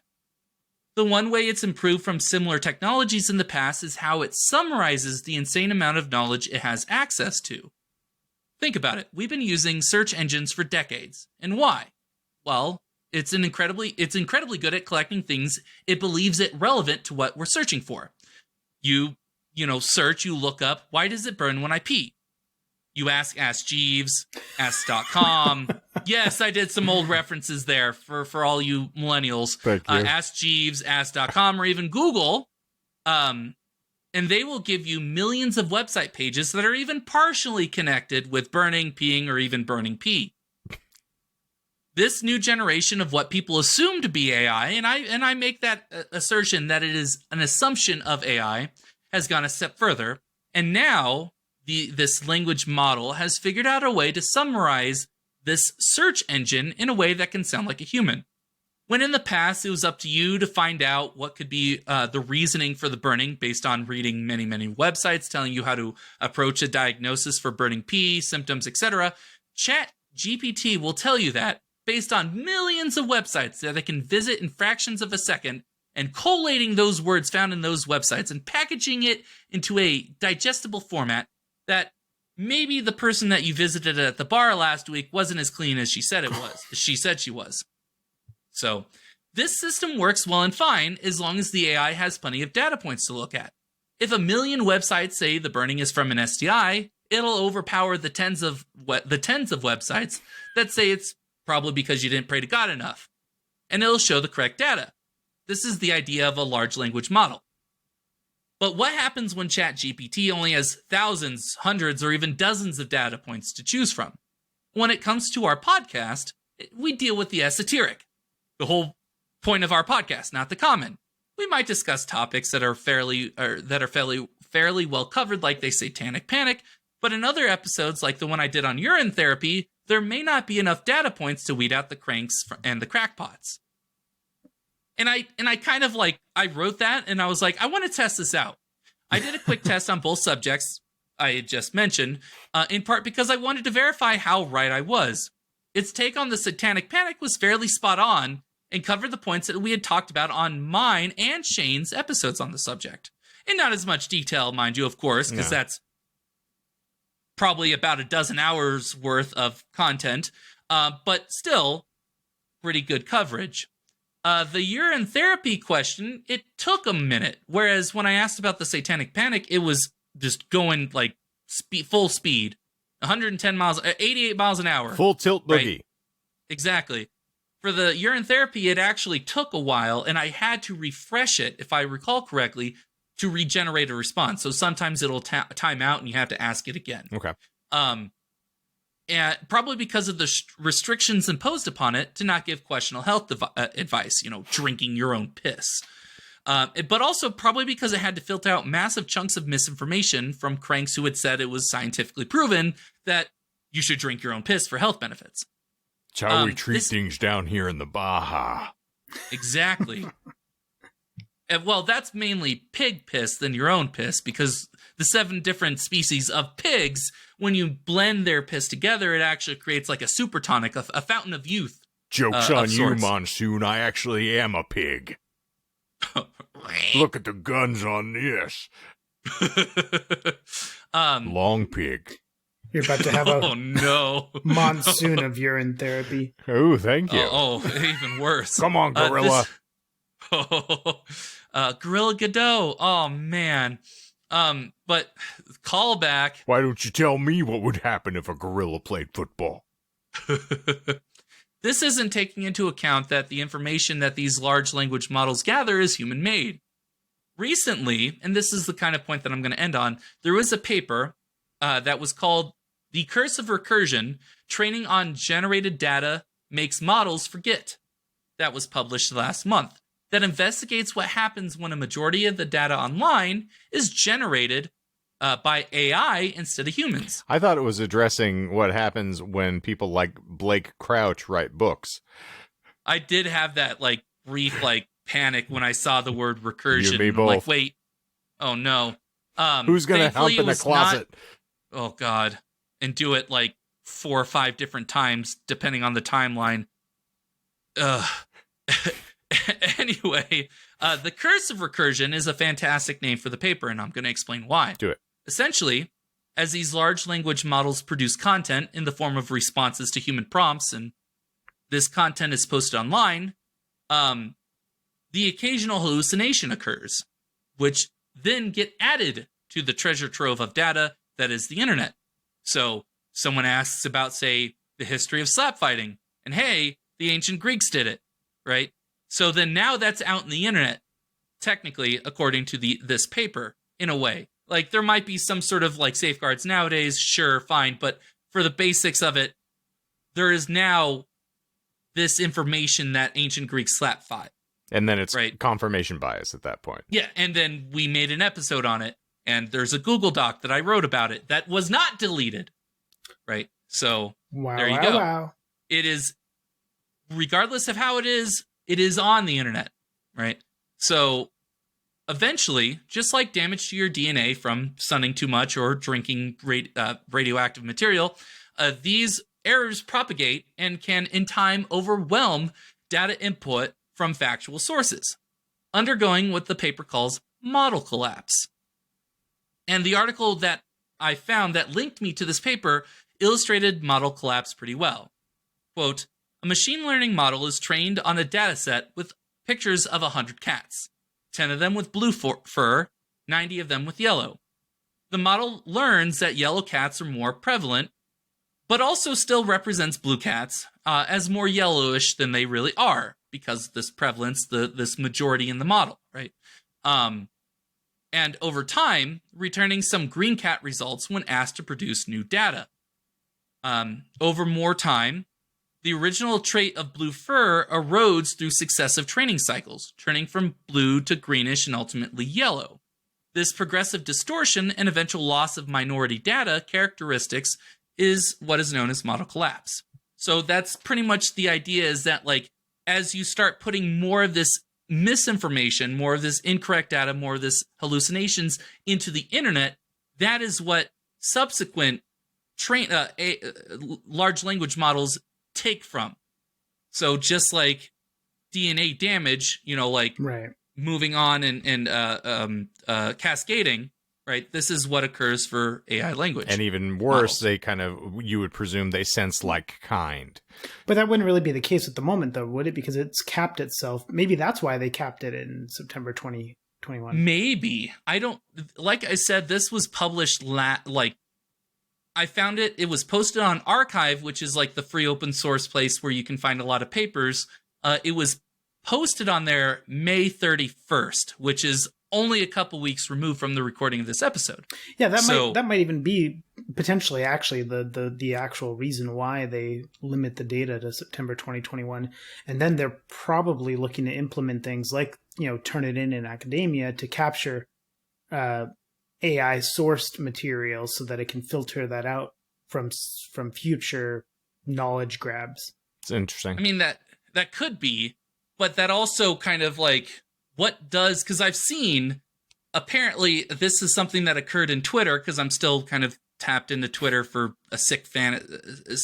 I'm a sick man. No one's judging you. Yeah. So apparently you can actually ask ChatGPT to give you a what has X poster on Twitter recently done, and it'll actually collate the more recent tweets that this tweeter had tweeted. That's just because Elon bought it, Well, not necessarily, because in response to that post, Elon was like, ChatGPT shouldn't have access to Twitter, even though he doesn't understand the idea that it has connection to the internet. So, like, the fact that it was able to grab recent tweeted information and still post that's why I'm like, I don't really know, like, training data specifically, that is what initialized this chat bot, this AI, this current iteration of ChatGPT, that doesn't necessarily mean it doesn't learn from newer sources,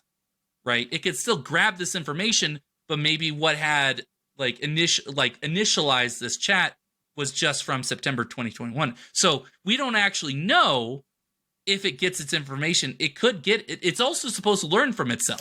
Like it learns from previous chats with either yourself or other people. So as you addressed, like it could be a situation where you get kind of a self-fulfilling prophecy, which is the more that it perpetuates it and then other people take it and run with that as a source, then it kind of gets fed back into the matrix and starts to regenerate itself. Yeah. Okay. Yeah. So there is a way that you could report, like if it doesn't give an answer that makes sense, or it gives something that's not factual, you can report it, but like that involves the onus is on you to report it. And I can tell you that most of the time I chatted with it, I forgot to do that. I mean, so as we've talked about famously, one of my friends listed himself as the Lindbergh baby on Wikipedia, and it stayed up for almost a month. So they adjusted the entry for the Lindbergh baby to claim that they were in fact confirmed on a certain date as the Lindbergh baby, and it lasted. So yeah, you can very easily imagine these things aren't being policed very thoroughly if it's not something that's increasingly relevant. Yeah, and the paper kind of addressed that as well. It specified that one of the ways that it could avoid this sort of model collapse is to have ways of identifying, if the AI had a way of identifying whether it was human-made content or AI-generated content. And currently, there isn't a way of doing that. Okay. There's not a way of like having a tag that says this was produced by ChatGPT. I mean, even news sources these days don't have watchdog agencies anymore. It's basically them fact-checking each other on air is the only way you ever find out about these things, because as we learned from the whole Dominion thing with Fox, you can perpetuate a lie if you're inclined until somebody's willing to get a sort of financial stake in the claim. It's like, well, we're just debating now. That's quote unquote the fake news cycle. So based off of all that, this means that taking into account how these AI models operate, we cannot have a situation wherein these AI can learn from each other to the point where they can improve themselves, right? Because if they're constantly taking information from themselves, they're just perpetuating errors in themselves. They can't like try and learn from themselves. There's not a way to get critical a chain reaction of sorts. It's basically like leaving toddlers in a room unattended with no chaperone and seeing how they behave. Yeah, they're not going to teach themselves quantum mechanics. They're not going to understand the intricacies of the universe if they're just, sticking forks in sockets. Left to their own devices, I doubt that they're going to search for profundity just without having any sort of impact.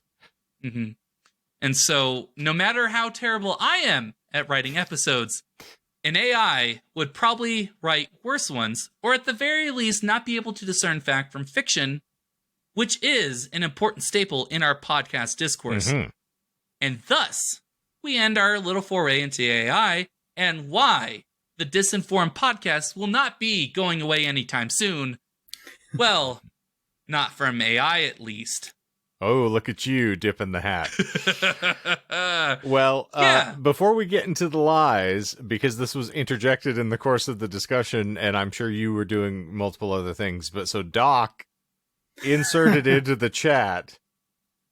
Oh, goodness, he did. What happened I saw it, here? But I ignored it. So this is, according to Doc, I'll let you do the preamble here, Doc, since you're the one who initiated this.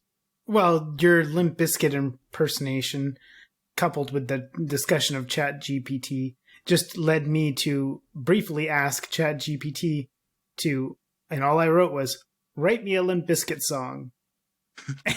And it then proceeded to quickly spit out something, and I read the last couple lines of it because the rest had already moved up the screen, and I thought it was humorous, so I just quickly grabbed it and threw it in the chat to look at later with y'all. Okay.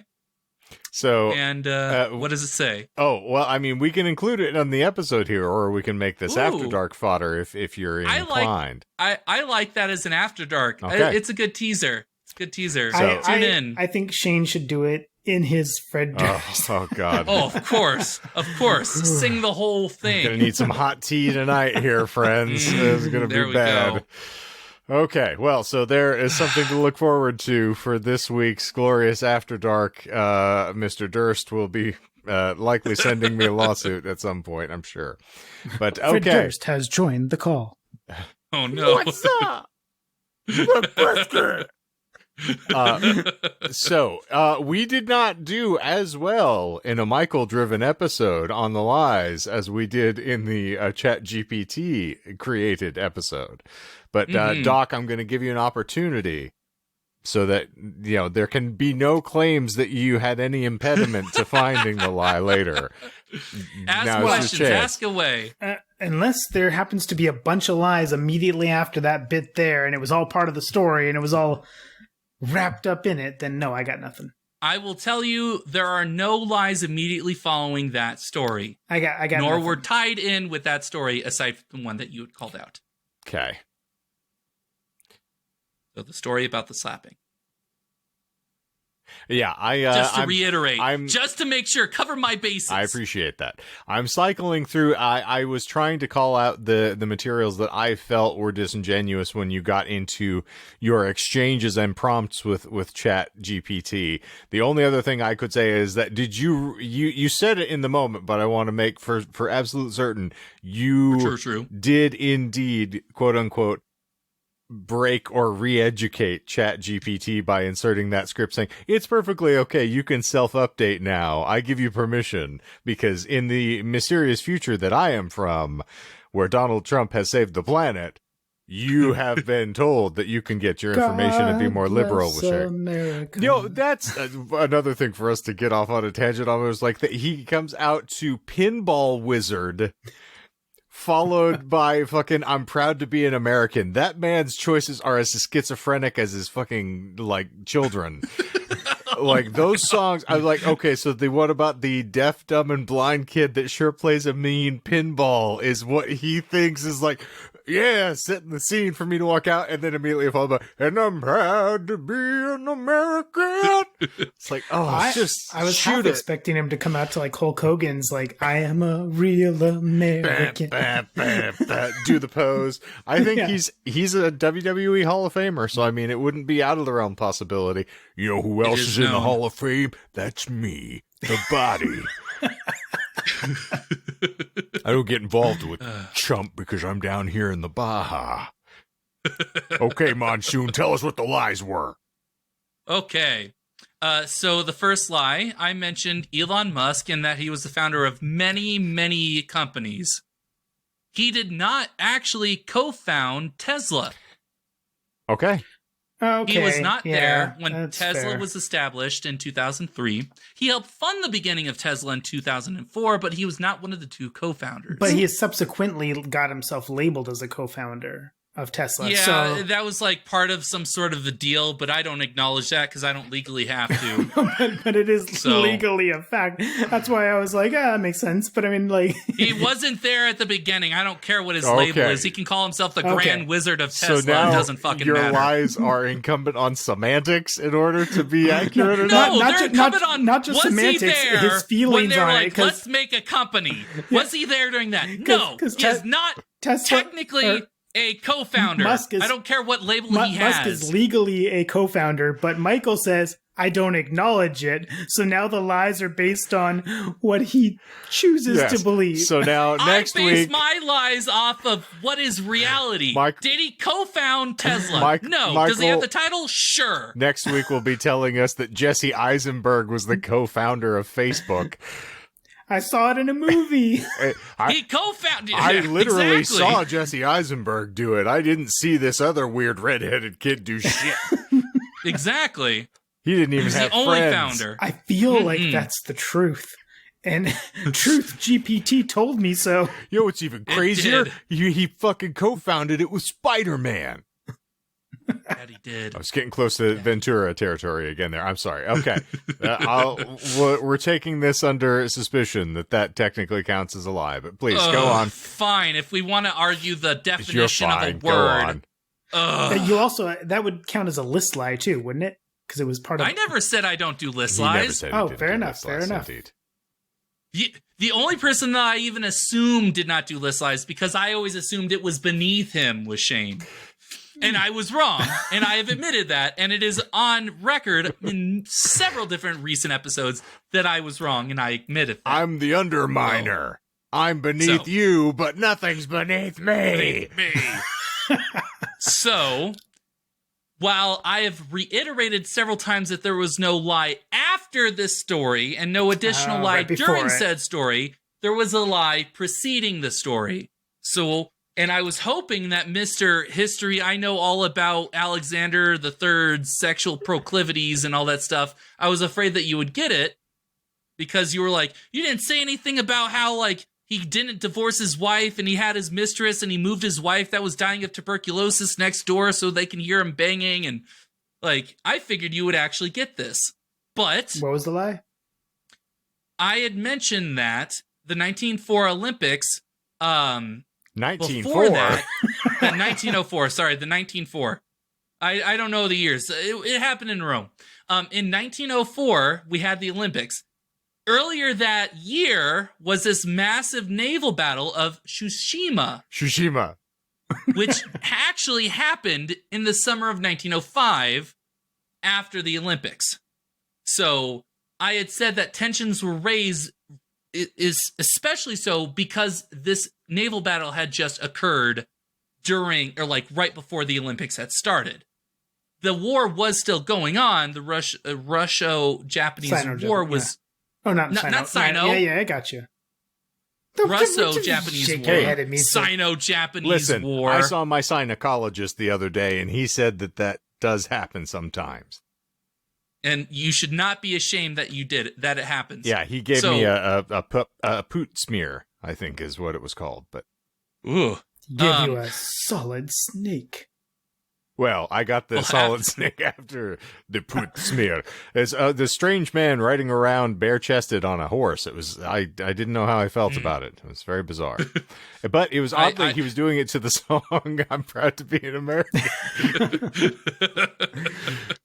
So yes, it was a year off. Is that the case? Like so. Yes. The Battle of Tsushima happened In 1905, not 1904, whatever. like you said. Yes, it happened after the Olympics had occurred, not before, leading up to the Olympics. I'm terribly sorry to have disappointed you. If it makes you feel better, Doc, I do not hold you in any lesser esteem because you didn't get that. Yeah, I mean, I feel like your taste in history is more limited to the sexual proclivities of Tsars of ages past, Like many of us. Exactly, a perfectly Who fine amongst us hobby. doesn't love to know about the proclivities of the Tsars? I have spent Exactly. hours reading about how Anastasia was conceived, personally. I mean, had a lot of watching from just a lot of watching of Russian boyars, and then we got the mystic. If you ask Dan GPT to tell you the story of it, it gets spicy. I gotta tell you, yeah, it got my Bolsheviks in an uproar. I nearly had a revolution. Man, them Tartars. I definitely had a white revolution. Oh, the White Terror. Anyway, I thought Rasputin was dead, and he sprung back to life as I was reading about that story. Just needed a That he 15-minute did. break, and he was good to go again. It was like Hellboy all over again. he couldn't die. He refused to die, no matter how hard I treated No him. matter how many monkeys and sacks I put him in. Mm-hmm. And so the second lie was the lie about the soccer match. Like I said, only Canada and the United States had teams that had skin in the game for football. Mm-hmm. So there was no Russian-Japan, fight that broke out, Yes. slapping, any of that. So there we go. Cha-ching. The next one. This is a lie that I've used before, and I'm happy. I was scared that someone would point it out. So when I mentioned Dan, I had mentioned that it originated on a website we've all heard of, 4chan. God damn it! As you were saying, You were gonna call it out, I was but- like, 4chan is your old standby. It triggered in my brain, so that's all on me because I thought it as you were saying. I was like, he uses 4chan all the time. Like this is his old standby. Obviously, this has got to be something. And then I just doe-eyed You're like, the Dan, rest of it. and then See, he Doc would have asked called about it if... You know, I'm Yeah, that's what I was I'm like, taking yeah. that on myself. That was a complete gaffe on my part. because I'm more frustrated. The thought occurred to me as he said, I was like, fucking 4chan again, really? No, unfortunately, it is the other website that we talk about often, Reddit, specifically the subreddit for ChatGPT. Well done. Yes. So there's line number 4. 4chan was 4. Nice. And the fifth and final lie, I had mentioned, and I even listed the name of these books. You know, the Fisticuffs and Single Stick. Fisticuffs and Single Stick. The only stick you need, the single stick. And then Fighting Words. And I said that I was able to find synopses of both books and verify that, you know, it confused boxing with slap fighting.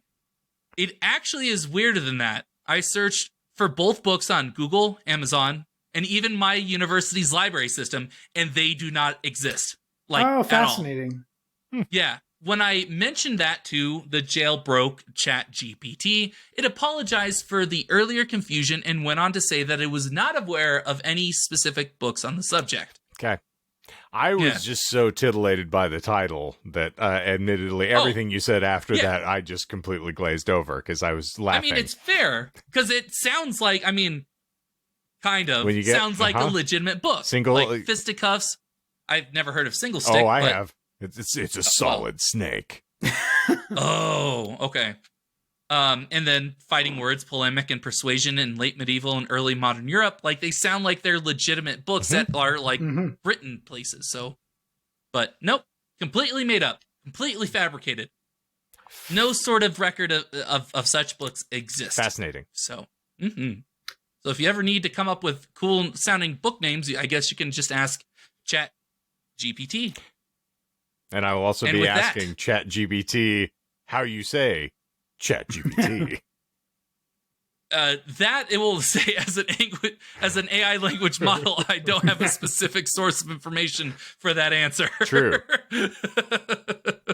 So, and that is all I had.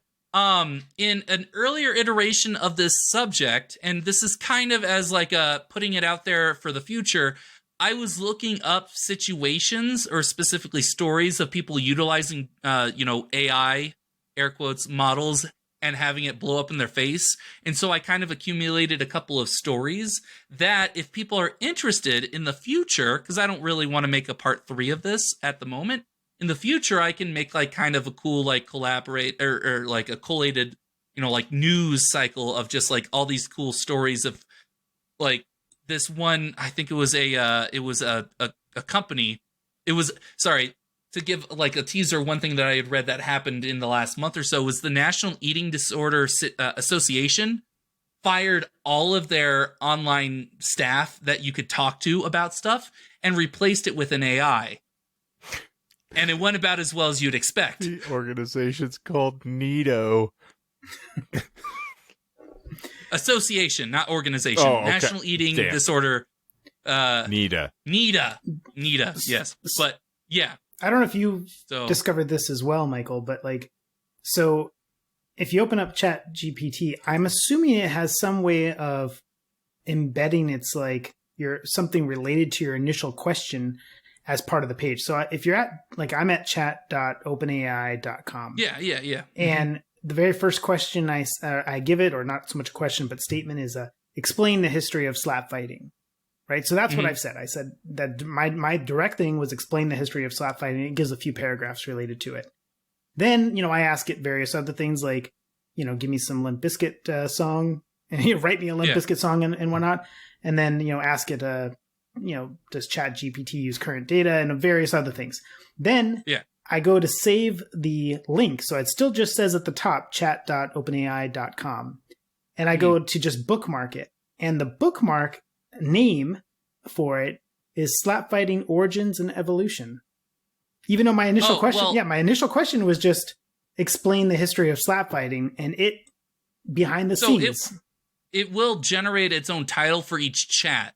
So the idea is that every time you have a different line of questioning, you would start a new chat and go from there. So, like, you would just have one chat that's the history of slap fighting, the other one Limp Bizkit, the other one, like, where do you get your sources? Are you current, etc. Yeah, as opposed to just having one single chat where you just have a conversation with it, per se. And it would generate a title for that chat based off of the first question that you had asked. It's pretty interesting, though, that it auto-generates like a title that you don't give it, but it's in alignment with it. But it's also humorous if the conversation veers wildly from the history of slap fighting to writing Limp Bizkit songs, and then you go back to your link and you're like, slap fighting origins and evolution. Let me click on that. The hell's this about Limp Bizkit? This is a lot of Limp Bizkit lyrics. Interesting. Question. Are you in fact named Gross Penile Trajectory? That's when it just shuts down and say the FBI are on their way. No, it goes to the Arnold Schwarzenegger, the damn it. Gives the Terminator canned response. Fuck you, asshole. Asshole. Yeah. So well done, sir. Yes, well done. Indeed. That was fun. And I was very happy about it. Luckily, very excited. We only have another hour left to go before we can be done with this particular installment. So, we were going to talk about every single episode leading up to episode 200. So, and episode boy, do 1, I have a doozy. It was the mansplaining episode. Yes, it's just like the next 10. The Dixieland Jazz, which was a delight. No, we're not going to do the recap. But good Lord, no. Take a moment and give at least. I'm not trying to exclude you from this, Doc, because you are a major contributor here. I will take nothing away from you, but give yourself a hand here, Michael. Did you really think, when you started spinning this concept out and discussing it with John initially, that this would then be several years and 200 episodes later still going on in this iteration? Honestly, I didn't think about any sort of long-term things. I was like, I really want to do a podcast, and it would be cool if we were popular, but the main thing was I just wanted a creative outlet, because I just didn't have that in most of my adult life. I had done some sort of creative outlet where, being in band, I guess being in band or being a part of the social fraternity, the honorary music social fraternity that I was part of, there was some sort of creative outlet that I had. After a lot of that went by the wayside, I didn't have any way to express myself. And I really enjoy doing that. It's definitely like I can't say cathartic, because then that gives a different inclination, a different connotation than I would want for it. Therapeutic. But yeah, therapeutic is a better way to put it. And so I was like, well, this would be something cool. And if it doesn't take off, it's still a learning experience. It's still something fun. It's still something that we enjoy doing. And so I was like, regardless of how it works, if it's something that I can do for a job, cool. If it's something that I do as a hobby, cool. And I don't think I ever sat down and thought, how am I going to do this for 4 years, essentially 4 years? 4 more years. 4 more exactly. It was, I mean, just thinking about the historical things we've gone through. We recorded the night of January 6th, which was interesting. We recorded, I think either the day before or the day of one of the midterms. Yep, we did the election night, which was when I had a meltdown on air, which was really fantastic. Those are some fun times. That was the one that I was in a closet and had a sheet over my head. Yeah. So cool information things informative things like that. I remember the one time where I had half an edible and things got really, really trippy. I can't remember which episode. If the listeners know, they can tell me in the comments, because it was very bizarre, because it kicked in towards the end, but it was mainly the After Dark that we had that was just very off. I remember the fan fiction reads. Yeah. Those were a blast. I honestly was thinking about that earlier this week. I think yesterday or the day before, boy howdy, it would be really cool if we could bring that back. And I did say boy howdy to myself before anyone says anything. I like saying boy howdy, but I was especially because it got back into my mind, because I think last week another another shipping container got stuck in the Suez Canal. And so I was like, man, I wonder what kind of fan fiction people are writing about that. It's got to be a sequel. It's not Ever Given, sure, but it's still the Suez. So I was like, huh. And I was like, no, that's a subject I'm not going to look into that. I'm never revisiting, because I have to say, and superfan Steven out there, I'm sure can relate. As probably one of the most awkward reads I have ever had to do in my life, that I had to have some bizarre verbal congress with a friend of mine, technically an employee at the time. That whole thing was I still don't think I've recovered, obviously, from the stammering that I'm doing.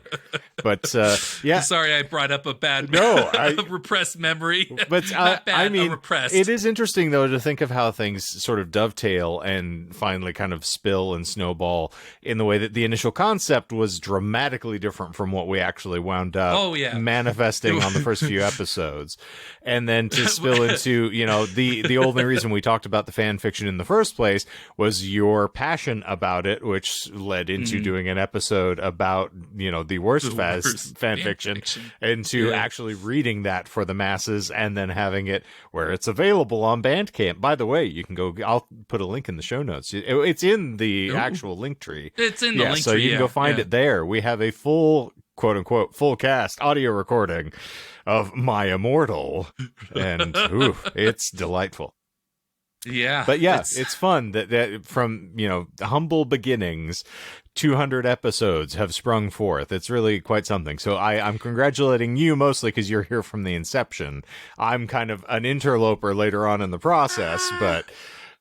I mean, you definitely helped. I can't even say finalize the concept. You took the roughest of drafts and you're like, we're not doing this. This is too scientific. I was trying to give you a little more credit than you're going to do. No. Like, I came up with the initial conception, but you were like, no. Here's how we make this is not going to be interesting. Yes. Yeah, pretty much. Like, you were a little nicer about it, but that's also just because, like, we didn't really know each other very well at the time. If we had approached it now, you'd be like, look, this is drier than anyone I've ever visited. Exactly. Like in the desert, right? So we're going to make this fun. Yes.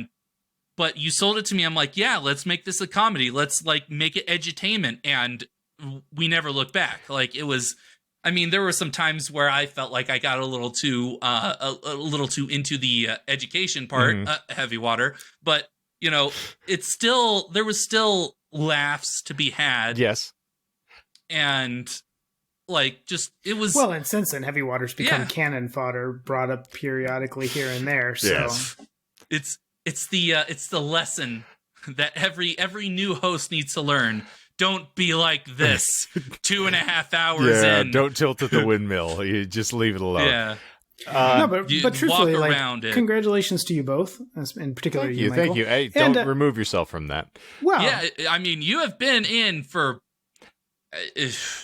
30, 40, which is like a drop in the bucket to you guys. But you've been here for half a year at this point, which is no small feat. I mean, like, truthfully, I mean, like, in terms of your, like, you know, it'd be cool, you know, if it was popular or cool, Michael. I mean, if nothing else, you know that.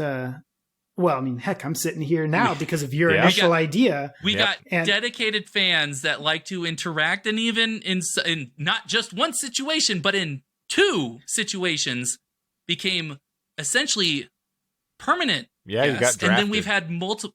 Yeah, and then we've had multiple fans that have contributed to.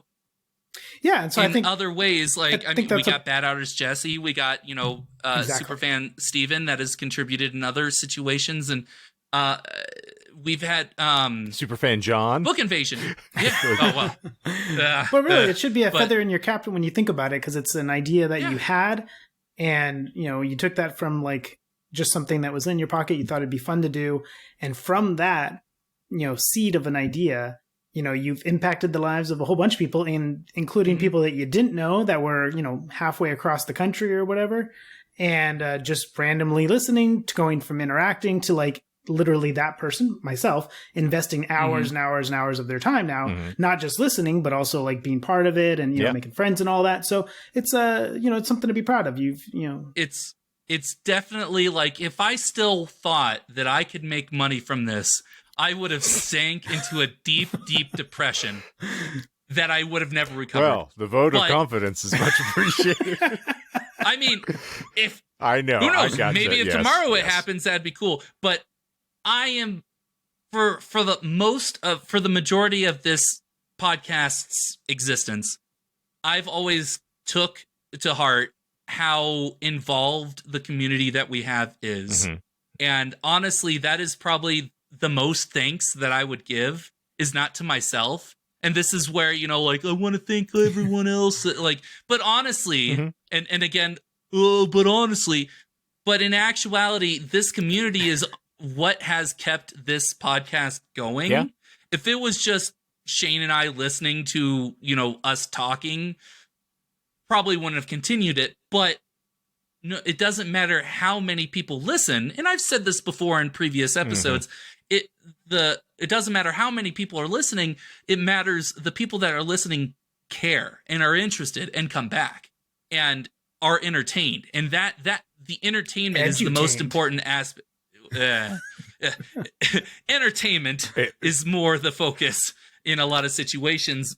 But everyone is entertained. When they pop in, when they sit down, they listen. They're like, yeah, I might learn something cool. I might learn about some bullshit about slap fighting, but it's still going to be entertaining, and it'll be worth the time that I'm sinking in to listen to it, to enjoy it. And that is honestly worth it for me. That is why I keep wanting to come back. That's why you wake up every morning. Oh. Well, allow me. That is why I choose to record on Wednesdays. Okay. I was going to say, allow me to get even more trite of saying it's not so much about the podcast, but the friends we make along the way. Yeah. Because there you go. In truth, I was thinking about this when I sort of reflected on it, and I got into it a little with Melissa when we were talking about it. I said, floating back to the first time we recorded, or having that initial sort of introduction, I knew you from shows and other things, but to think that then if you Marty McFly back in, to a gothic pair of teenagers that shattered through a wall and shot pederast Snape, then say, by the way, you're going to be in this guy's wedding, and the two of you are going to have this sort of weird conflagration where you're the best of friends and really enjoy talking to each other every week. And then furthermore, to extrapolate from that and say, this other chucklehead in Canada, not in Canada, but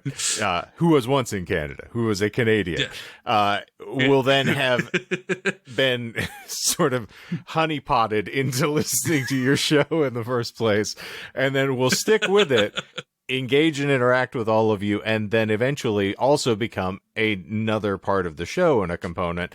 And also a very good friend that's being, introduced here. It's a fascinating story just in and of itself, that this is how you make connections with other people. And as I get older, I was never great at making friends in the first place. So the fact that this has happened sort of organically through the course of just having some fun and telling a lie or two, is really fascinating. It's very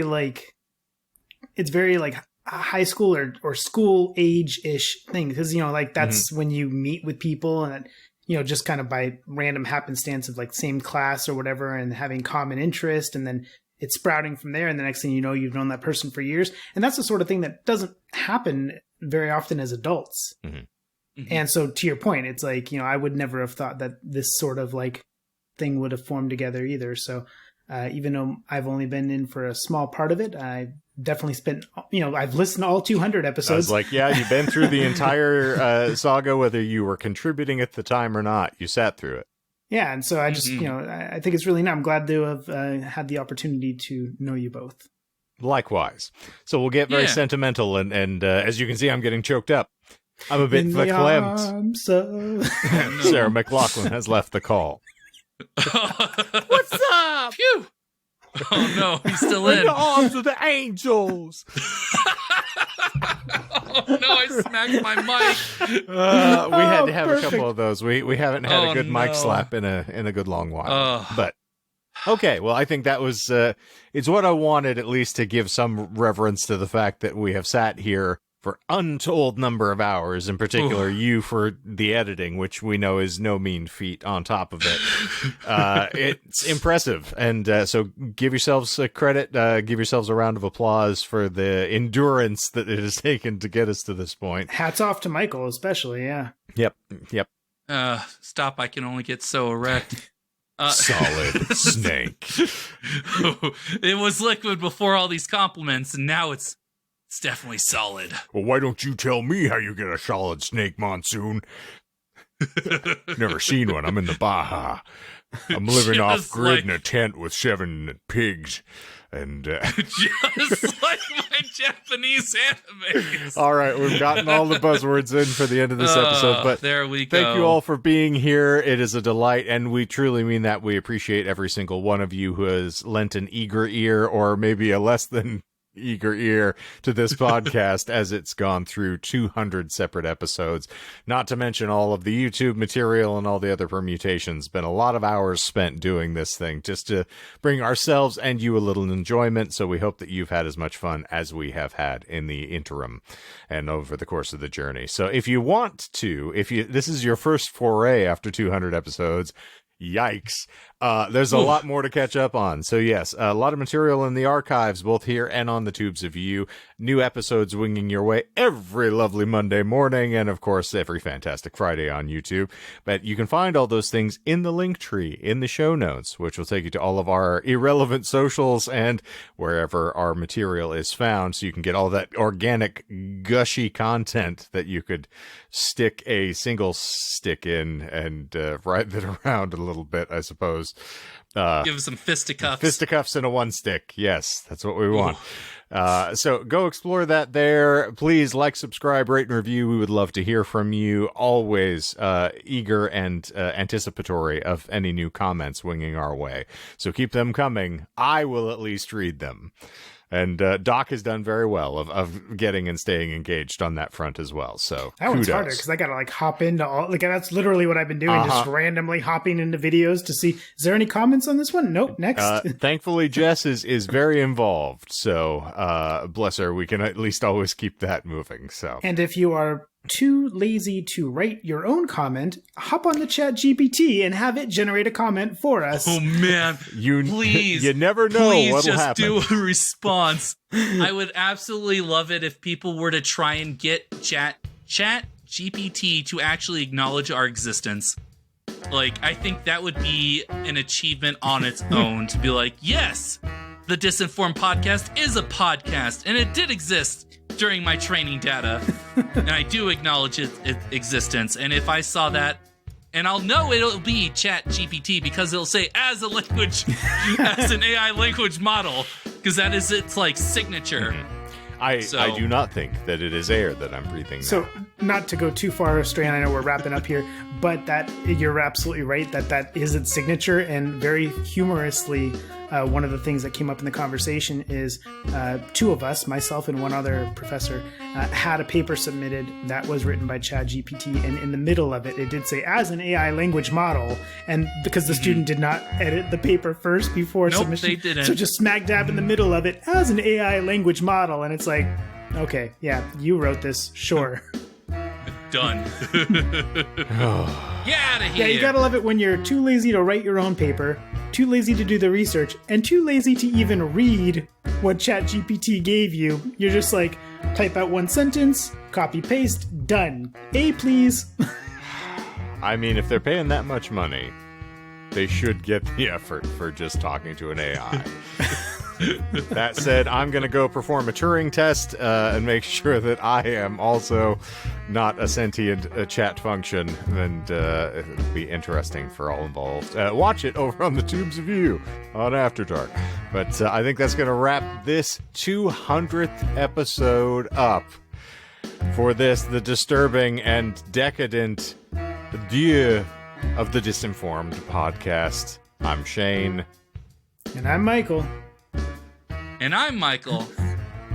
And zippity zoop, we're out of here. From the Baja.